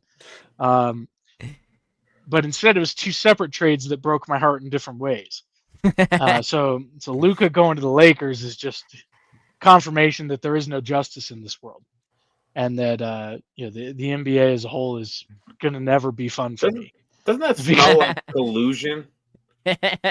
Like the NBA, It's not collusion; it's incompetence. shit! The Mavericks GM is just god awful. Like, I mean, just to me, I'd like to say I'm a little bit better fan than casual, but not by much. Sure. When I see that trade, I'm just like, wait, you traded him for Davis and a bag of peanuts at a time when the NBA's viewership is down, and you're basically, they're trying to make LA hot, right? That's what they're trying to do. LeBron's almost done there. Let's make LA hot. Let's get, one could argue one of the best players in the league in LA. I don't know what the Mavericks are going to get from the NBA in return for that deal. Like, maybe they're going to suck and get the number 1 pick in a year or two. Like, the lottery happens and magically the Mavericks get the number 1 pick. I don't know. But something about that trade just does not make sense, like, at all. Like Robert being the nerd, he sent us in our chat. He sent it like right away. NBA 2K would not even allow that trade. And and there's so much math that goes into that game. And so, like, I love math to a point, but when it comes to video games, it's all ones and zeros.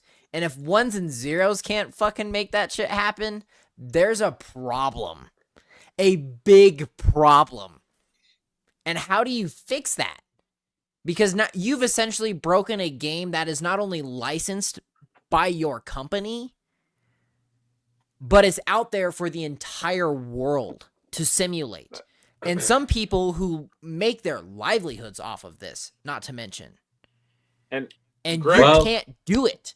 The thing is, it doesn't matter because it's going to simulate and update that shit at 12:01 a.m. the next day anyways. I mean, if we're going to talk about that. You gotta pay $10 for the patch, though. Yeah, no. Ooh, I mean, shoot. The amount of brokenness behind Madden, but they decided to put in the Saquon Barkley reverse hurdle. Like, come on. Look, but one thing that came to mind, the NBA vetoed the Chris Paul trade. But not and the this Luka seems trade. worse. Different There scenario. were extenuating circumstances that you can't compare the two due to the fact that the league owned the Hornets at the time, technically, and then them making a trade. There's a lot that went into that David Stern not necessarily vetoing the trade because it was good or bad, more so out of principle that the league shouldn't be doing business on the league's behalf for the kind of. So I've heard people try to compare the two, but I it's one I can't listen to because they're just not. This trade is worse than that one, though. Right, but the circumstances are different. The NBA vetoed the Chris Paul trade as the owner of the team, not as the league, because the league had taken over ownership of the Hornets at that time. And from a league interest perspective, they were actively trying to find a buyer for the Hornets, and that trade would have decimated the value that the league could have gotten for that franchise. Now, I love a good conspiracy theory to explain away Lakers exceptionalism as much as the next guy. So here's mine. If you want to think about how this benefits Mavs owners, yes, I hope you're going where I was going to say, ask you about. Do it. It's that where do you make the most money as an NBA owner? TV. Nope. That's a big part of it. Do they Can't be profit share? merchandise. Franchise valuations, which go up as the value of the league as a whole goes up. You just signed this massive new TV deal, but that money's locked in. That's not going anywhere. You didn't have to do anything to validate that. But you do want to continue to generate ad revenue, jersey sales, all these things for the league as a whole, because that's the rising tide that lifts all boats and increases franchise valuations. And what do we know rich people do? They don't actually have to sell their team. They use that franchise valuation as collateral and get all their equity that way, and on and on and on, right? So you've got your franchise that you've bought, and how do you continue to raise the value of the league, continue to raise the value of all franchises as an extension of that? You increase the popularity and the profile. How do you do that? You get one of the biggest stars in the league to a marquee franchise. Like, that's the long game. Because short term, the value of the Mavericks is lower now, but the value of the league as a whole is higher now. And through trickle down NBA economics, because there's only 30 teams and people always want to buy in, franchises continue to go up in value. They go up by the billions now. So that is the single biggest way that NBA owners increase their wealth, is by increasing the value of the franchises as a whole, which go up with the value of the league. Isn't the Mavs owned by like a private equity group now, though? Yeah, hang on. No, before you answer that, Greg, hang on. I know where you're going. I know your theory. Let's go into my favorite I know yours. conspiracy theory with all of this. That's the one I was going to ask you about. But this is the one I want to talk about. You want to talk about Vegas, huh? Not well, yes, it's part of the whole conspiracy, right? What do they own? Man. Where did they make their money from? Casinos. Yes, they did. What are they trying to establish in the greater Dallas area that by all accounts is not going in their favor at this current moment? Casinos. High-end resorts in Dallas, bringing Vegas south, if you will, and starting it. And if the Mavs are not doing well, and it's a blight on the community, and it might force certain politicians to then change votes in certain ways for favors later down the road to keep the Mavs in Dallas and allow the casinos to be built, or what would they do? NBA wants to expand. Hey, guess where we're from? You let OKC do it. We're going to move to Vegas, and you can bring somebody new to plant in Dallas. So instead of a brand new owner and a brand new franchise in Vegas and Seattle, most likely, I think that's what everybody would assume at this point, you get the Dallas Mavericks becoming the Vegas Mavericks and establishing a new franchise in Dallas, because they would already be established owners. They come with a lot of money and cachet within that ownership group of 30 people. They could probably have pull to make that possible because of what the NBA allowed OKC to do. It starts throwing all these other conspiracies in there that just shows you how bad the trade was. That these things aren't just conspiracies, they're being openly talked about as legitimate possibilities. Like, that's bad. So one thing I will say, that I come into this with a unique perspective as a fan of a team that missed out on having Luka Doncic because of an incompetent GM, which then spawned a bunch of conspiracy theories around the actual reasons why.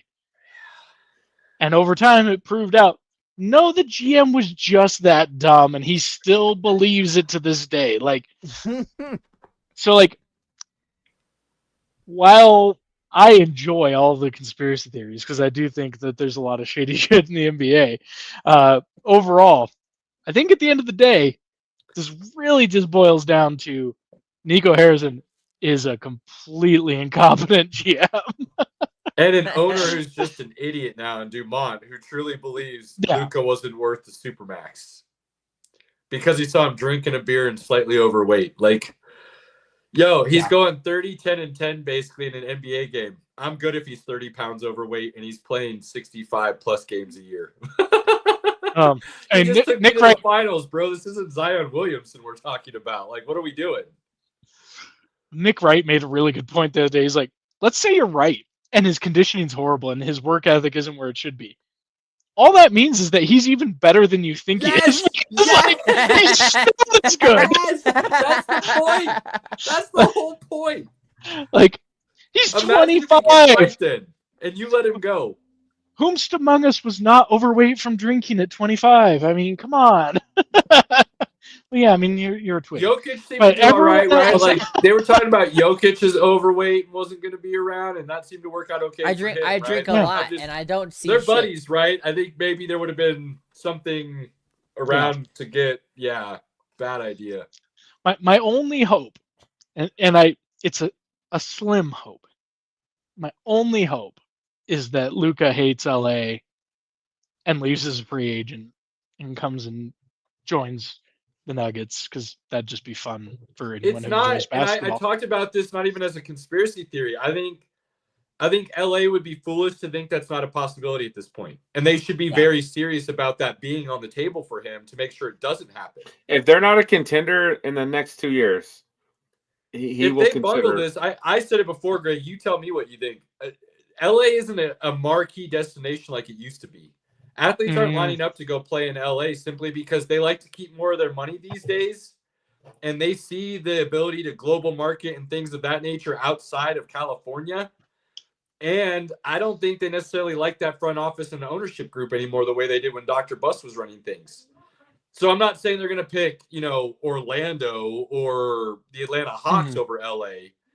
But to say they wouldn't want to stay in Dallas or San Antonio with Wemby, or maybe even a Denver with Jokic if things were put together a little better. I'm all of that before I'd have been like, you're out of your mind if you think LA doesn't win that competition, if those are the names involved. I wouldn't say that now. I'm going to disagree as much as I hate to, because I agree. It is easier to market yourself anywhere, and you can become well-known anywhere.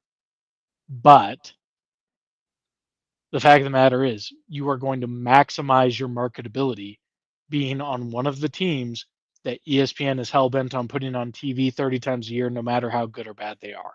You're not wrong there. You're not wrong. And that's true. Like, every TNT game, every ESPN game, every SportsCenter lead, like, it all gets shoved down our throats. Lakers. And honestly, it's probably kept Luka from serious MVP consideration up to this point when he should have been a better candidate. Even in Dallas. I mean, Dallas is not a small market, but it's a small market in the NBA media landscape. And it's probably hurt his career overall. Being in Denver definitely has not helped Jokic. I mean, he's had to earn all his pub. He's had to earn it. Yeah, they, like you said, they don't want to celebrate him. because of a variety of factors, but one of them being where he plays. It's not one of their major markets. And I mean, hell, half of us in Colorado can't watch Nuggets games. Like, Oh nope. so certain I know it's getting better. I know they're fixing it, but still, like 2.5 weeks ago, I now have altitude back on Xfinity. Oh, fantastic! Like, great! Like 6 years into Jokic's prime. Like, yeah, awful. I mean, like, so absolutely market terrible does that I had to still wait matter. that long, but I still Market have does it now. still matter. But yeah, I do think that the market does still matter at the end of the day. Unfortunately, I wish it didn't, and it is better than it used to be, but it does still matter. If you're playing for the Knicks, if you're playing for the Lakers, you are going to be a higher profile, no ifs, ands, or buts. So, Heat Greg, or another one. let's, Like, yeah. Let's break your heart and talk about this Fox deal. Let's do it. What is dead may never die, and I'm a Kings fan. You can't hurt me. So I mean, you're used to All disappointment. right. That was some good references. I give you credit for all of that. So the Fox trade sucked. It was terrible management of the team, terrible ownership of the team. The way they handled it was crap. The Kings did make some decent moves following that. I liked their deadline outside of the Fox trade, but those are the moves that if they had ever done those moves when they still had Fox, they might have kept De'Aaron Fox, because that's all he ever wanted was improve the supporting cast. Like, they basically sat with their thumbs up their asses ever since the Sabonis trade, and then they wonder why Fox isn't happy anymore. So it was very frustrating. I have very little faith in the current direction of the Kings as an organization. I feel bad for Sabonis. He'll be the next one out. Like, I don't feel terrible because I don't know. Like, there's stuff there as well. Like, as far as his kind of role in the whole thing over the last couple of years, but yeah, it's a shitty situation. Sabonis definitely deserves better. Like, he is such an incredible player, and you want to talk about a guy whose market is holding back his accolades. Like, that's a guy who should have been an all-star. Should be much higher in the conversation, but he spent his whole career in Oklahoma City, Indiana, and now Sacramento. Like, that's kind of case in point of how great players can be held back by small markets. So, or inept front offices. So that too, yeah. By not giving them the opportunity to play on the biggest stage, right? Yeah. What about the flip side, though? That young core now that you see in a trio, in my opinion, with Fox at the lead, being the oldest guy at least, and then Wemby and what Castle's starting to look like. Boy, that could be something fun to build around and could lure some nice veteran pieces to build around it over the next couple of years in free agency, because they got a lot of pieces too that they can play with. And they've already got veteran pieces. They've got Harrison Barnes and Chris Paul. And I mean, here's the thing. The Spurs added De'Aaron Fox and did not give up anyone out of their top 8. Nope. They did not give up any of their best draft assets. Right. They still own the Hawks 2025 first round pick unprotected, and the Hawks are like selling pieces at the deadline. Like, you want to talk about conspiracy theory? We're gonna like direct Cooper Flag somewhere. I said it, Cooper Flag. Like, Cooper Flag to Spurs. They're not gonna. Maybe. Pinky hated it when I threw that idea out there, Greg. He hated it, but I said, watch it happen. Watch Absolutely. Tim Duncan, David Robinson 2.0 in San Antonio. Wemby, Fox, and Flag with Castle and Sohan and Vassell and all the other guys the Kings didn't manage to extract in the trade. The Spurs kept the Kings 2031 draft swap. So if the Kings suck in 2031 and the Spurs are title contenders, like, we should get the better pick. But they gave Chicago back their pick, right? At least they hooked up Chicago with their pick back. The Kings are like, hey, they're giving us Zach LaVine. So if you could just give them their pick back, I think everybody would be happy here. I think the Kings did get an unprotected pick from the Spurs, but not this year when they're like maybe a lottery team. No, they got in 2027 when they're going to be a playoff team in Wemby's prime. Like, God, damn, I hate the Kings. There was like a list. There was like a list of like assets that I would have wanted in a Fox trade with San Antonio, because like we all kind of knew that was the destination where it was coming. And it's like, okay, so like I want Stephen Castle, I want the Hawks pick, I want our pick swap back. Like that's the foundation. Like that'd be a great return. And I may not get all three, but I need at least one or two of those plus some other good stuff. None of it. Dude, I'm looking at San Antonio and Buford, and I'm saying, did you see what Danny Ainge got for Gobert? Yeah, I'm going to need something comparable because look what I'm giving you. Yeah. Last one I want to ask you about, because I know you said they excuse me. When we talked to you before the season started, you were talking about them probably not even being in the playoffs. They make a big move to upgrade the roster. How much it will upgrade it is going to be a question mark as the season ends here. Excuse me. But Golden State with Jimmy Butler and acquiring him, what do you think that does for the rest of their season? Yeah. So I think following the deadline. So right now, as it stands, the Kings are 9, the Warriors are 10, Suns are 11, Spurs are 12. Like it's all still pretty bunched. The Mavericks are just ahead of 8. I think the Mavs and Kings are falling. Like I don't see either of them holding their spot. Like they're going to continue to fall off. The Warriors are going to be firmly in the playoffs. Like I didn't love the trade like on the deadline day when it happened. I was like, man, they're giving them that extension. They're giving up all their depth, this and that. But then I looked at it and was like, man, the depth pieces they gave up, they really only gave up like 2 guys that they were playing. I mean, Wiggins is the big one, but Jimmy's, especially a re-engaged Jimmy, is better than Wiggins. Right, you just swap. Basically, the way I saw it, you're basically just swapping those 2 out. I mean, Lindy Waters had been really good for them this year and really important. So they're losing like 2 playable guys. But if Kuminga can come back healthy, then those guys lose their rotational minutes and it doesn't matter anyways, kind of thing, right? And I guess that's the hope. Like you said earlier, we're talking all things even, everyone's healthy.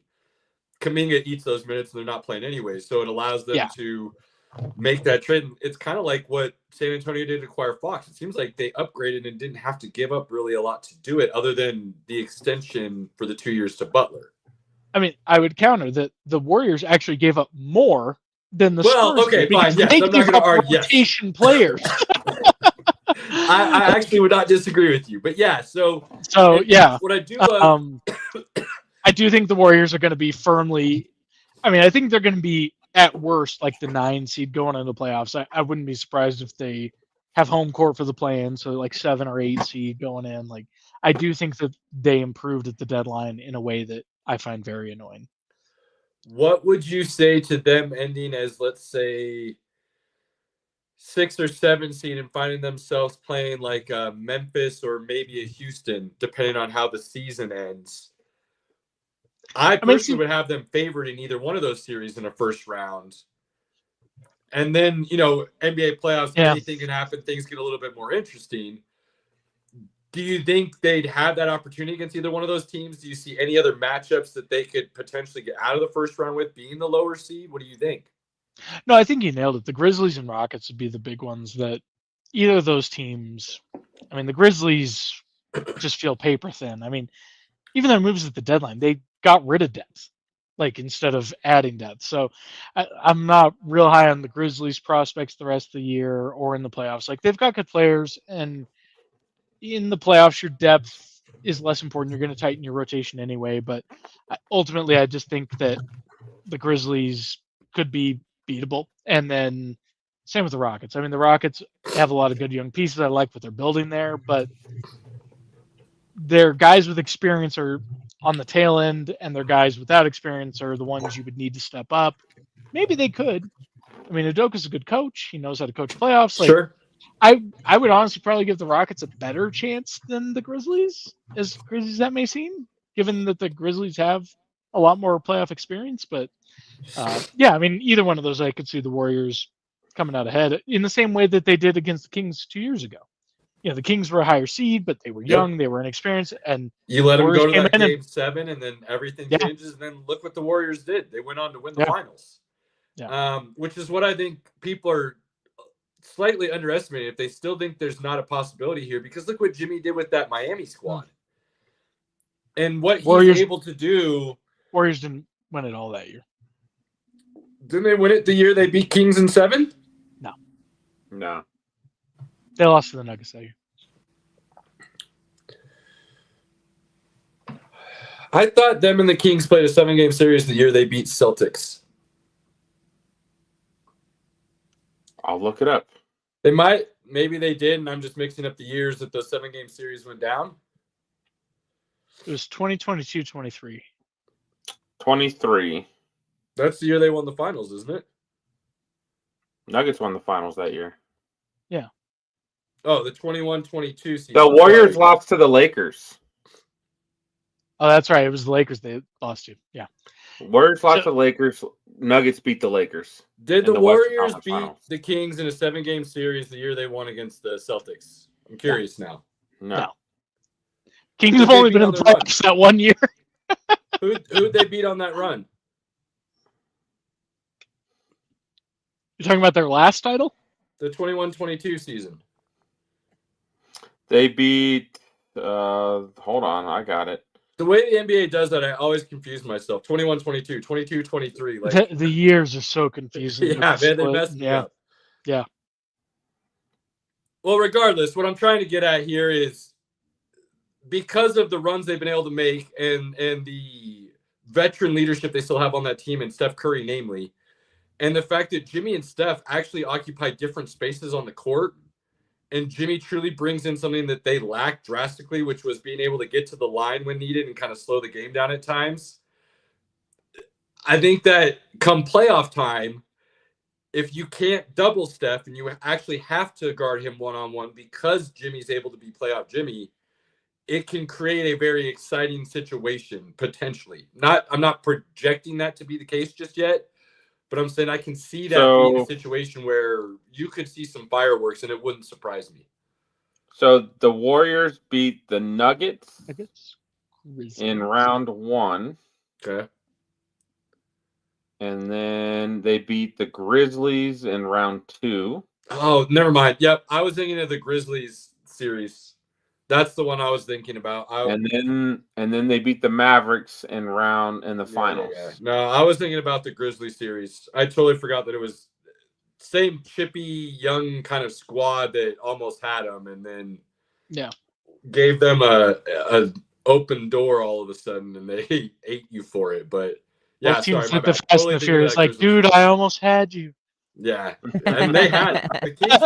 I really after Game 6, I was like, oh man, ooh, I don't see how this ends for the Golden State Warriors, right? But for real though, Greg, that I don't. You probably haven't seen it, but that Super Bowl commercial was the worst.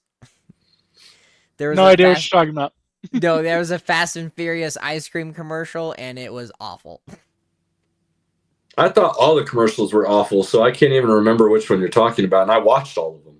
No, really, it has ain't Dom, like it used to Letty, be. and it has Luda in it, and they're all promoting Haagen-Dazs, and it's awful. It is terrible. Fun. Yeah. Fun. Greg, what's the storyline for the remaining 28 games of the NBA season?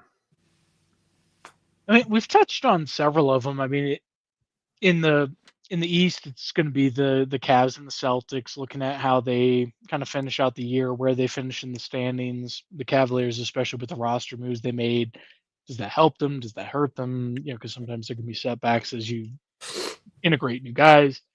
What can the Knicks do in the playoffs? In the West, it's really, the Thunder, the Nuggets, some of the teams we've talked about. I mean, the Lakers probably aren't making a lot of noise. They don't have the depth. They don't have the pieces, but they do have LeBron and Luka. It'll be interesting. At the bottom of the West is going to be interesting with the Warriors kind of coming up. The Spurs may be coming up. Are the Suns going to play a little bit better, or did they kind of break their locker room with trying to shop Durant? I think we've hit most of the major storylines that are worth paying attention to. I mean, there's a bunch of nitty-gritty stuff in there for the sickos, but those are kind of the broad strokes that most fans are going to be watching. Any other NBA questions for Greg? Oh, plenty, but we're not. We don't got all night. I'm an L7 weenie when it comes to that, so I'm good. I got my satisfactory answers. Greg and I can just do one of those late night podcasts, NBA late night. Hey, you're gonna have to buy me a drink first. After hours, I'm on it, buddy. I got you. I'll even throw in a little snack. Sports nonsense and whiskey after dark. Is that what we're talking? Deep dives, breaking down the Clippers bench. Nice. Are the Clippers Norman Powell on the come up? Are they a threat? They made a deal, didn't they? No. Did they make a deal? No, they're not. They're not. Do you believe Kawhi Leonard's going to play all the games in the playoffs? No. Oh, No. Well, then, yeah, Do you think James Harden is going to shoot better than 40% at any point this season? No. Probably not. I had to ask. Which is a shame because Zubats is an underrated center, but other than that. God, you look across the NBA and look at what the Lakers could have been if they hadn't listened to LeBron James. Oh, man. I will always be happy they traded him. Yeah. Oh, yeah, that's the stuff we would go deep on. 6 degrees of LeBron getting rid of you. Oh, man. All right, guys. All right. Well, I'm going to duck out and let you guys finish out the show. Always Thanks for a pleasure, having me on. sir. Thank you. Bye, guys. Love you, buddy. All right. I just thought about something. Don't hurt yourself. Ooh. Our headline is not accurate tonight. No, it's gonna be titled guest host Greg Wissinger NBA Pro Talk. That's what it's about to be. That's my fault. I asked, what's the headline? Nobody said shit, so I sent over draft seasons upon us. Like that's all on me. Nobody else commented. I forgot to ask Greg until literally like 20 minutes before the show if he would come on. And he was like, well, I actually don't have anything to do tonight. So yeah. So that's all on me. I take not our full super producer. So give him a little grace. We apologize if you came in here thinking we're going to hear something different. I just know I remembered late that I was supposed to ask Greg when he could come on. I didn't expect he would say I could come on tonight. Yeah. He was like, I am free tonight. And I was like, okay then. So if you joined us tonight, you got a lot of NBA. Next week we'll start going heavy on draft season and the NFL. Well, we've got a couple minutes left. We can cover just a few quick little tips, but nothing like we normally would. So come back next week, please. If you stuck with us at all to see if we are going to talk draft, I promise you it's one of our favorite things to do every year. Come back and you'll get plenty of it starting next week. So, again, I mean, you guys saw it. The Super Bowl ended, and I was literally like, hey, guys, it's draft season. It's draft season. There's so much content out there right now. And this is where I think the NFL does it better than any other sports league. There's so much content. Their season's over. We're sitting here going, Combine's coming up. Free agency's coming up. The draft's coming up. The season don't even start till September. That's where the NFL is really. The way they've been able to prolong everything to basically make it a year-round schedule to keep fans engaged is, again, they are the kings within the sports world at that engagement. The combine is an event, and I know we've talked about it quite a bit. We probably don't really even need the combine anymore. The combine was really important when we didn't have social media, we didn't have YouTube, we didn't have all this stuff. You had your scouts going, you had your scouts on the road, and then you had game film, and that's really all you had. So yeah, the combine kind of mattered to get them in person and see how a quarterback throws the ball in person and you could meet them and interview them, and you could, you know, compare them against other guys. At this point, like, we've got Amazon AWS data on how fast these guys are. Like, we've got all this stuff. Like, the combine at this point is literally just a dog and pony show for TV.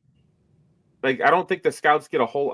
Besides the interviews. I mean, let's be honest. It's called what it is. It's just another set of league meetings where everybody gets to get together and collude, for lack of a better way of saying it, without having to worry about any issues, because everybody's there and you get to talk and really kind of go behind closed doors and see what things are there and what's going on. Before I let you jump in, Robert, I mean, we saw that in the Giants Hard Knocks, where the GM of the Giants literally was like, where is the Patriots?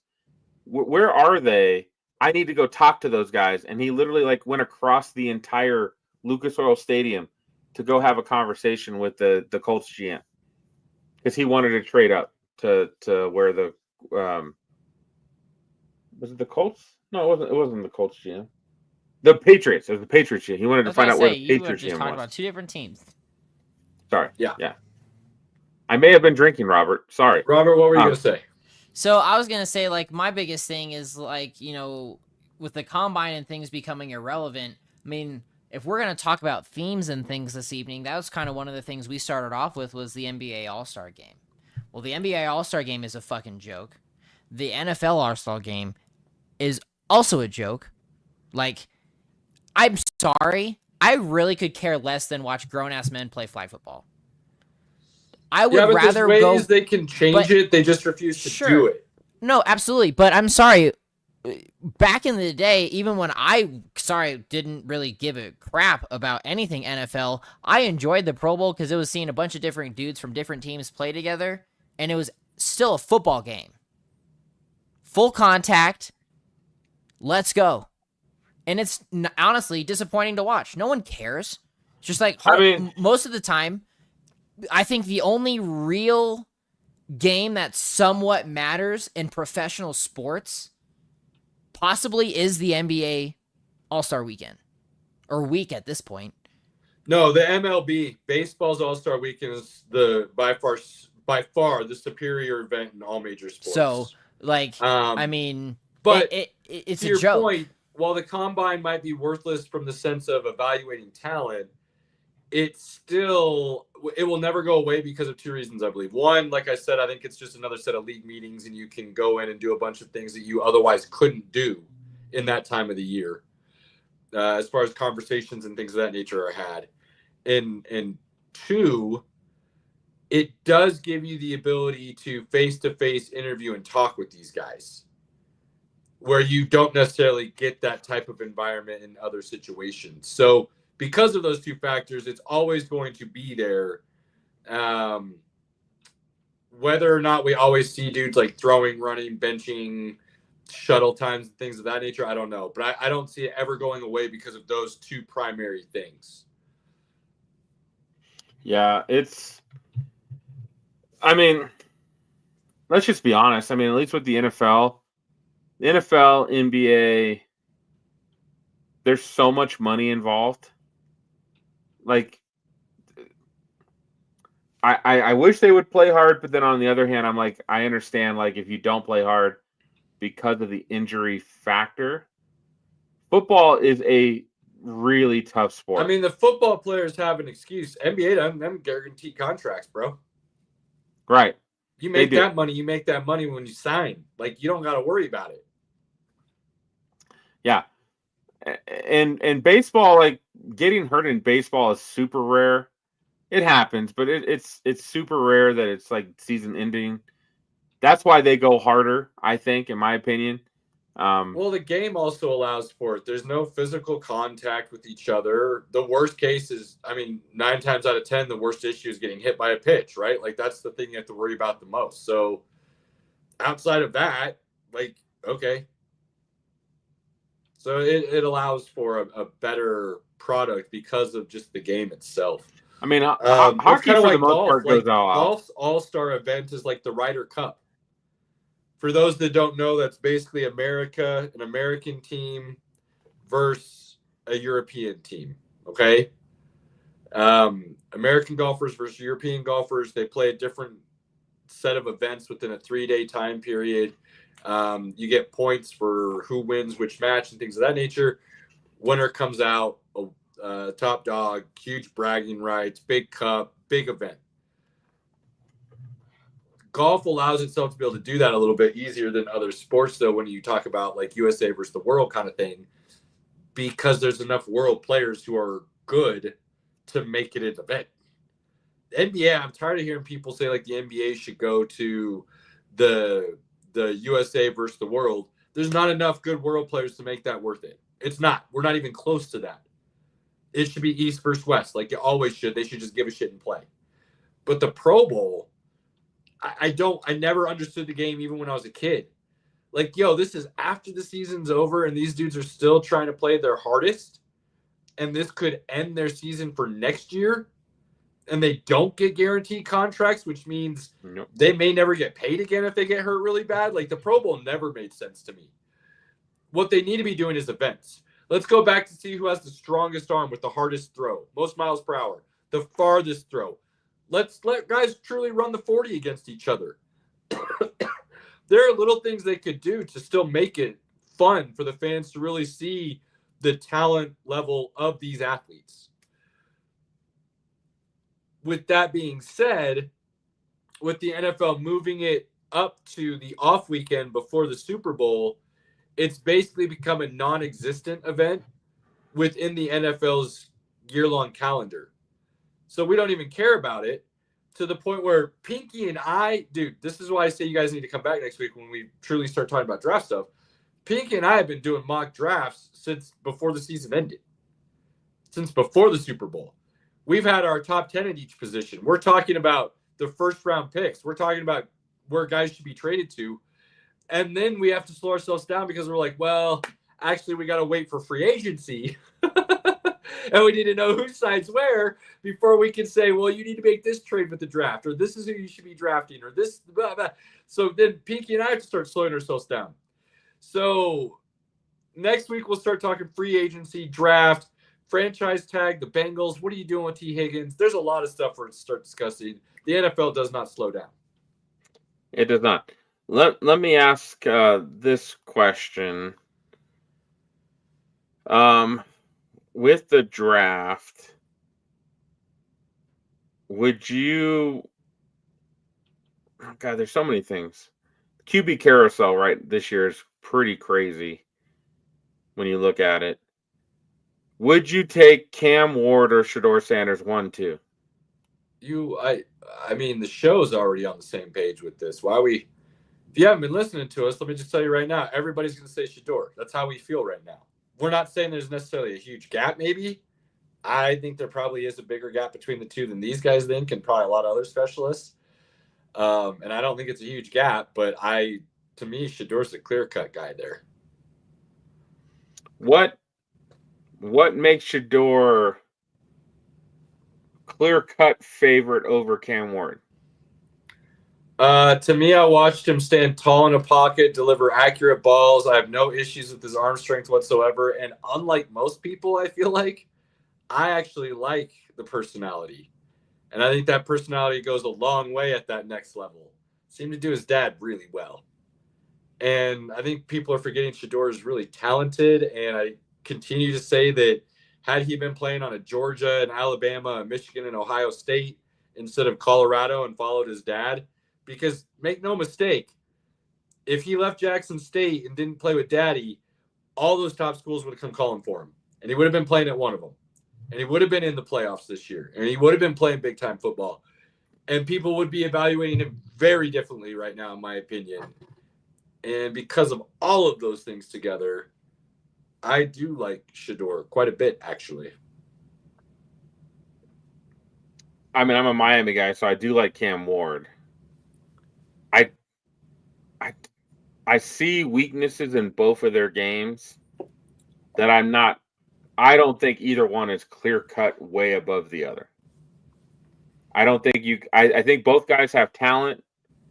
If you do things well, I think you can get a really good quarterback to play for you for 10 to 15 years. But the weaknesses in their game tell me if they're not in the right situation, they could fail. Give me the 2 biggest weaknesses in your eyes for each guy. Or For just the biggest, however you want to say it. But for each guy, give me the weakness. I mean, for Shedeur, it's holding on to the ball too long. Okay. Like, that's just like that. He did that on a regular basis.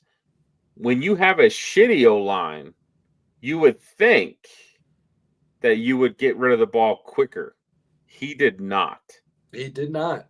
He did He not. did So not. then what's Cam's weakness? And for me, also on Shedeur, I always felt like he did not use his legs when he could have. I was going to ask you about that, so hold that thought for just a moment. What's your weakness with Cam? Cam has some decision-making issues. He does. There were too many, as a Miami fan, there were way too many games this year that they had to play from behind because of early mistakes. And he would make those early mistakes. Now, thankfully, he had the, like, you know, that gene of, like, coming back and being a leader and still leading his team. He did that a lot this year, so there's something there. But, man, like, some of those mistakes were bad. They were bad. So this is where I was going with this, and this is why I asked you to hold that thought with Shedeur and moving. I think both of their weaknesses are decision-making, but it's different types of decision-making. Cam's is, like you just said, basically thinking, for lack of a better way of saying it, thinking he's better than he is, thinking his arm's stronger than it is, or things of that nature, trying to make a throw that he shouldn't. Okay? Shedeur's decision-making is, I can still get something out of this. I can still make a play out of this. But it's not turning the ball over. It's putting you in bad spots because it's backing you up, but it's not turning the ball over. So in that sense, a lot of those he could kind of tuck and run, right? Get 3, 4, 5, maybe 10 yards instead of staying in the pocket, trying to wait, and then taking a sack. So in that sense, Pinky, which decision-making issue do you think is more easily correctable going forward in the NFL?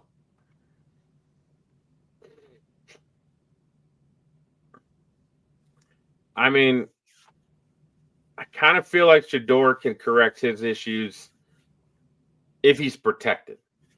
But that goes, I mean, if QBs are protected, they usually play pretty well, right? I mean, most of these guys are well enough that if they're protected, they play pretty good. I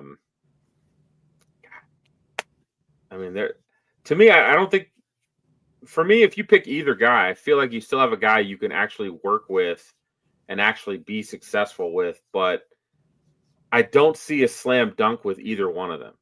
I see guys that are going to need good coaching and a good O-line, which really goes for a lot of guys. I feel like there's only a handful of guys that come out.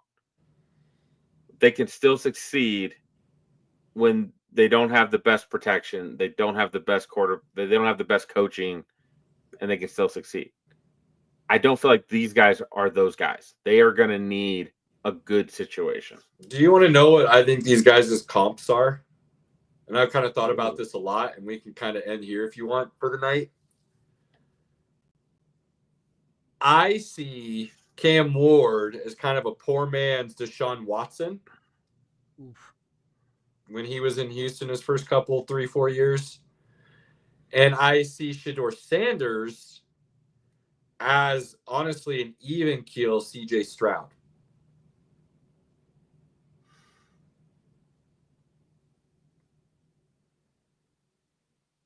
I still think both of these guys could be successful. But I do think absolutely. I do think it'll be based on where they go. Like, to me, either one goes to Tennessee, not going to work. Either one goes to Cleveland, not going to work. You don't think he could work there with Stefanski? I just don't see it, man. I don't. That O-line is not as good as it used to be. It's not. Nick Chubb is a free agent. Like, they've got nothing at running back, at the moment. Nick Chubb's a free agent. They're probably not going to re-sign him. So there's just too many question marks there. To me, if I'm the Browns and the Titans, if I'm the Titans, I trade out of 1 if I can. If I can get a taker to trade, the Giants moving up from 3 to 1, perfect. I won't even charge you that much. To me, like the Titans and the Browns are perfect spots for Travis Hunter and Abdul Carter. Unfortunately, they both need quarterbacks too. So it's like one of those things like the right thing for the team is not taking the quarterback and just putting another good player on the team and let's kick the can to 2026. I don't see Shador or Cam as sure things. I do think they could be successful. I think they could be really good quarterbacks. But when you draft them 1-2, like you're wanting that sure thing. You're needing that guy that's going to turn around your franchise. I don't know if those are the guys. So I'm going to be honest with you. I still believe Shador, talent-wise, is just as good as any of the guys that went last year and went in the top of the draft. And believe, again, had he played at one of the top universities against that top competition and not at Colorado in the Big 12, he would have the numbers and we would be talking about him. People weren't talking about Jaden Daniels being Jaden Daniels until last year when he did his Heisman thing. He wasn't even in the conversation at the beginning of the year to be a number 1 pick. It was Caleb Williams and only Caleb Williams, and that's what people kept talking about. Beginning of this year, people blasted us for talking about Shador Sanders being better than Carson Beck and how foolish we were. Like, I'm going to keep maintaining, this is not me being a Colorado guy. I think we can pretty clearly say that. There is no gold-colored glasses coming from this man towards that situation. And I do love Dion, but I'm not going to sit here and say Shiloh Sanders is a first-round top 10 pick. So I feel like very objectively, I have had Shador as one of the top quarterbacks in the country for a couple years now. And that's not changed for me, regardless of what Colorado has done around him. And I think somebody is getting a franchise quarterback with him. I'm not as sold on Cam Ward, only because I do see some things with him where he does have a bit of a gunslinger mentality. And while he'll put up big numbers, he can also cost you some situations. Maybe he's like a Russ Wilson, where if you can keep him in a system where he's kind of harnessed, if you will, and he's not trying to carry the team, there's talent there to allow you to do that. But if you just take the reins off and think you're going to win with him being the dude, maybe that's where the problem would come in. I don't know. I have a hard time putting a comp on what his potential would be. And the reason I say a poor man's Deshaun Watson earlier, I was pretty high on Deshaun Watson. But the reason I call him that as the comp is because people kept trying to find ways to bring Deshaun Watson down, and he wasn't going to be that talented. And all of a sudden he comes in the league and he's playing at a arguably top 3 quarterback in the league level for a bad Houston team. So Cam Ward for me is a lot harder to figure out. I think his range of possibilities are a lot greater.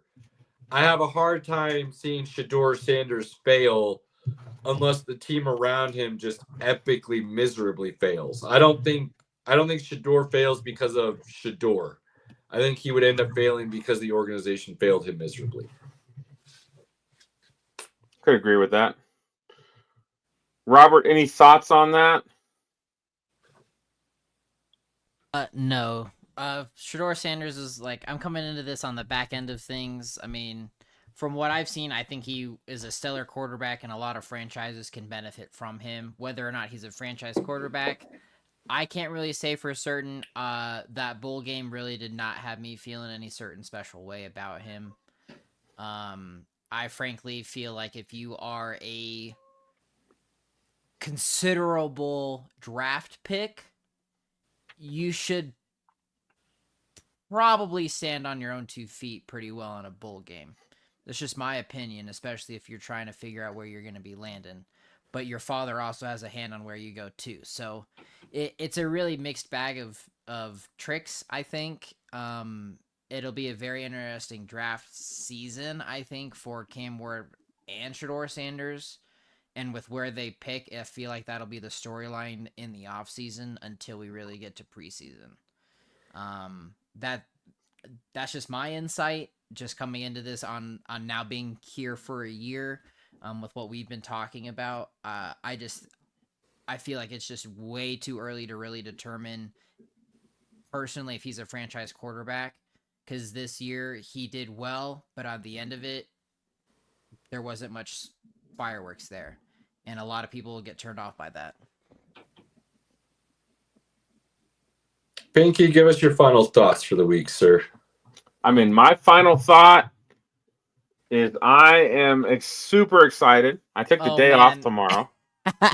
You are welcome for this. I better get some shit. Like, I'm gonna go meet Bo Nix and get him to sign this in orange for me. That'd be cool. I am super stoked. You are welcome. Don't do orange.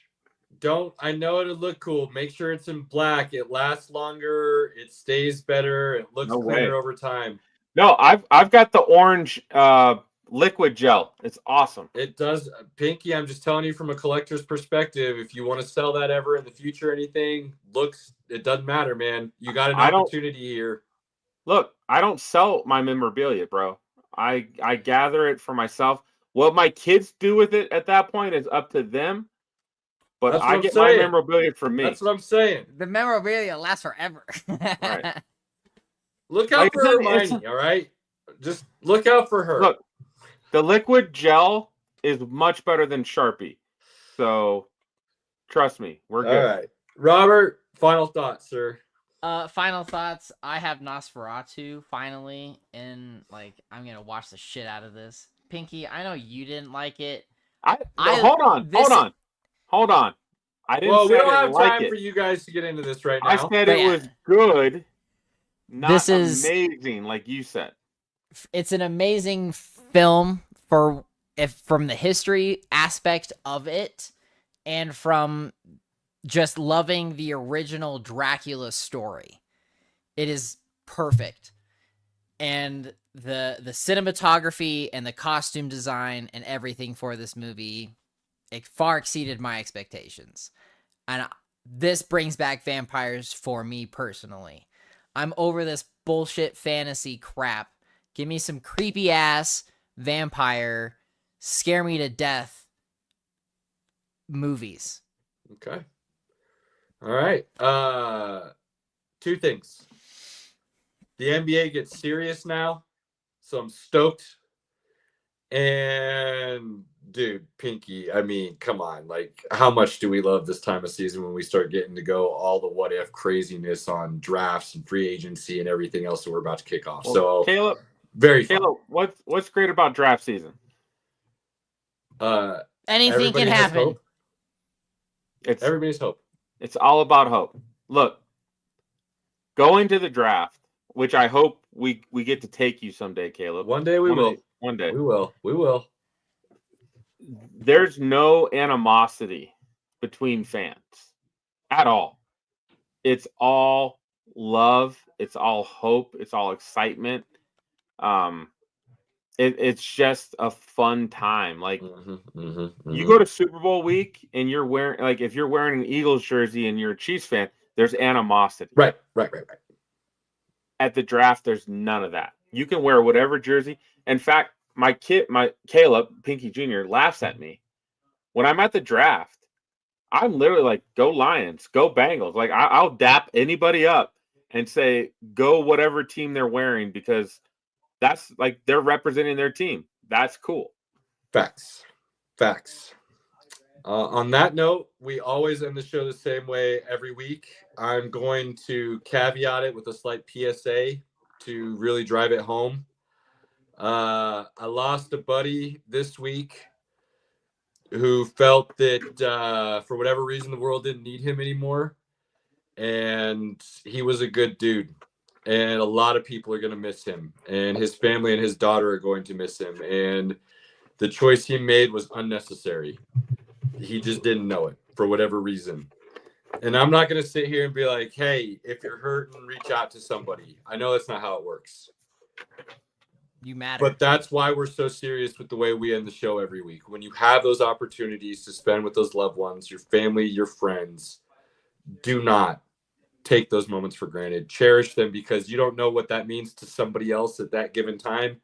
And you also don't know what memories may be the last.